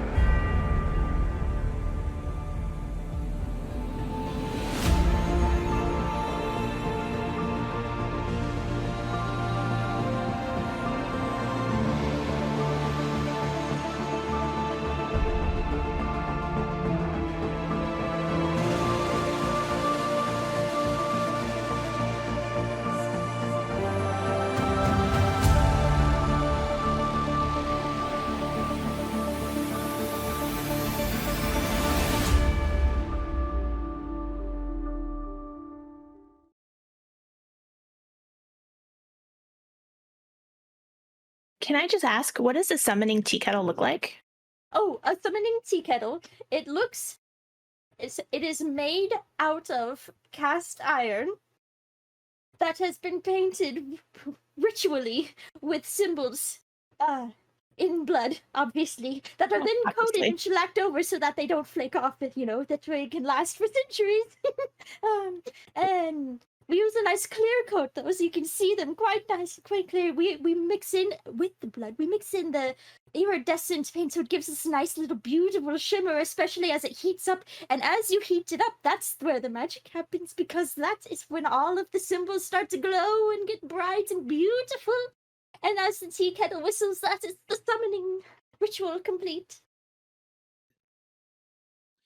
If you have an interest in using the summoning tea kettle, or taking part in any of the other worlds in our games, you don't have to have experience. Just join our Discord, and the GMs will work with you and help you find a game you enjoy. The link is in the chat. Ready to level up your cosplay game? Check out the Geek Forge on Etsy. With a variety of props to give your photos that extra spark, you'll find just what you need. Hold magical fire in the palm of your hand, or take a potion to restore your mana. With a large variety of colors, you can choose your own magical flavor for your cosplay. Bring drama to your photo shoots with these vibrant props and more, all available at the Geek Forge. Are you ready to level up your cosplay?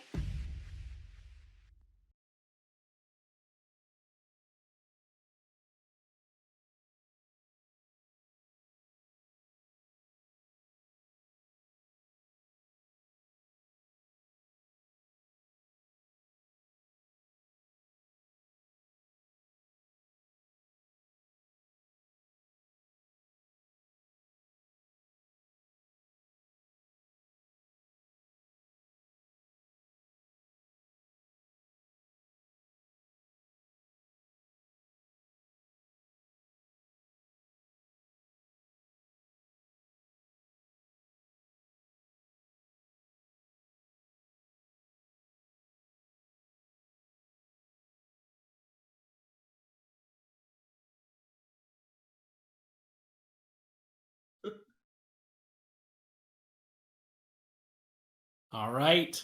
Welcome back, Gen Con Glitchers. We are going to announce the winner of the copy of Sea of War. And our winner tonight is Duarez1. Check the chat in case I pronounced it incorrectly. But you are the winner of Sea of War. Keep an eye on your Twitch Whispers. That's where we will reach out to you.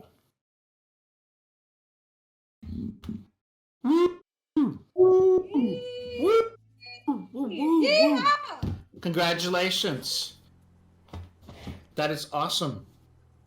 So, recap for tonight. Groups decided to move forward. They're going to keep doing the job because they're getting paid, because they feel it's the right thing to do. Johnson is kind of like on their side with this, so he's already turned over the information he has.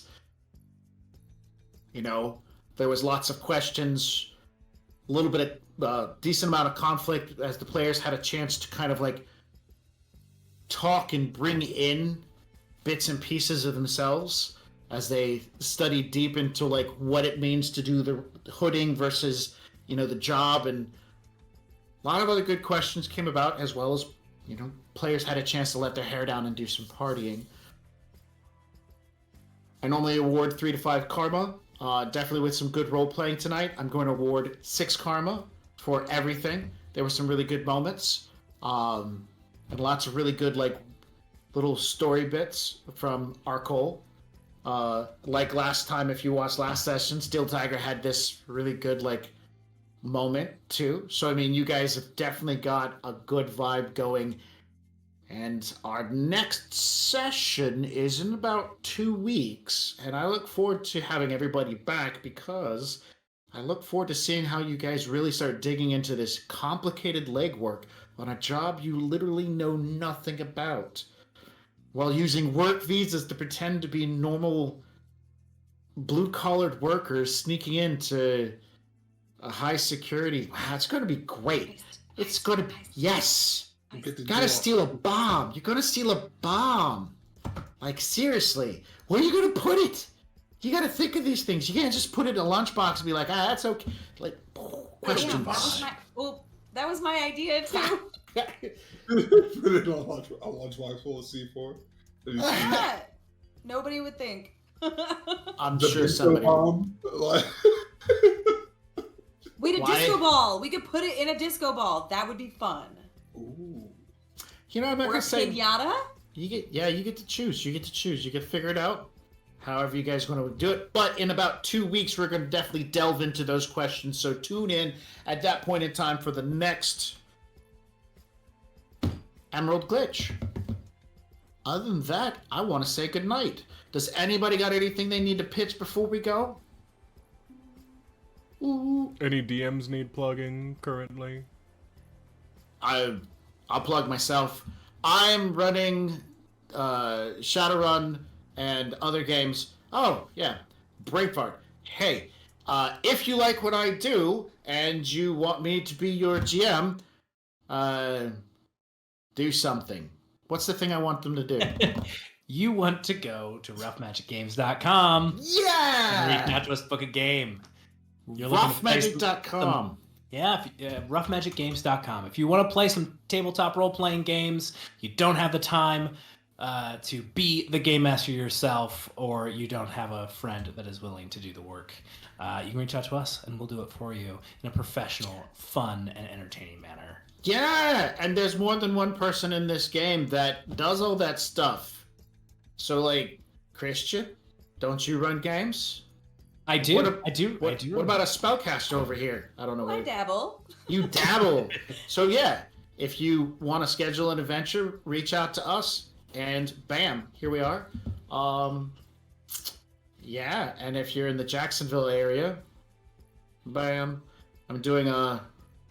Here's mine. If you're in the Jacksonville area, I am running a game at a place called... Oh, that's right. They don't allow me to do stuff. Give me permissions. No, don't give me permissions. I'm probably denied permissions for a good reason. If you're in the Jacksonville area and looking to sit at a table and have some fun with me, I'm going to be running a game at the Dark Bar later in the month of January. That's all I got. Oh, fantastic. Yeah. Much love, everybody. Yay. Thanks for a great game. Yeah, definitely. Definitely. I'm enjoying you guys. It's a lot of fun. Like I told you, when I hang out with my other Game Master friends, I love to geek out about the little things that we're doing. They love hearing about it. All right. To the audience, thanks for tuning in, and we will catch you guys in 2 weeks. And we hope you guys had a great new year. Yeah.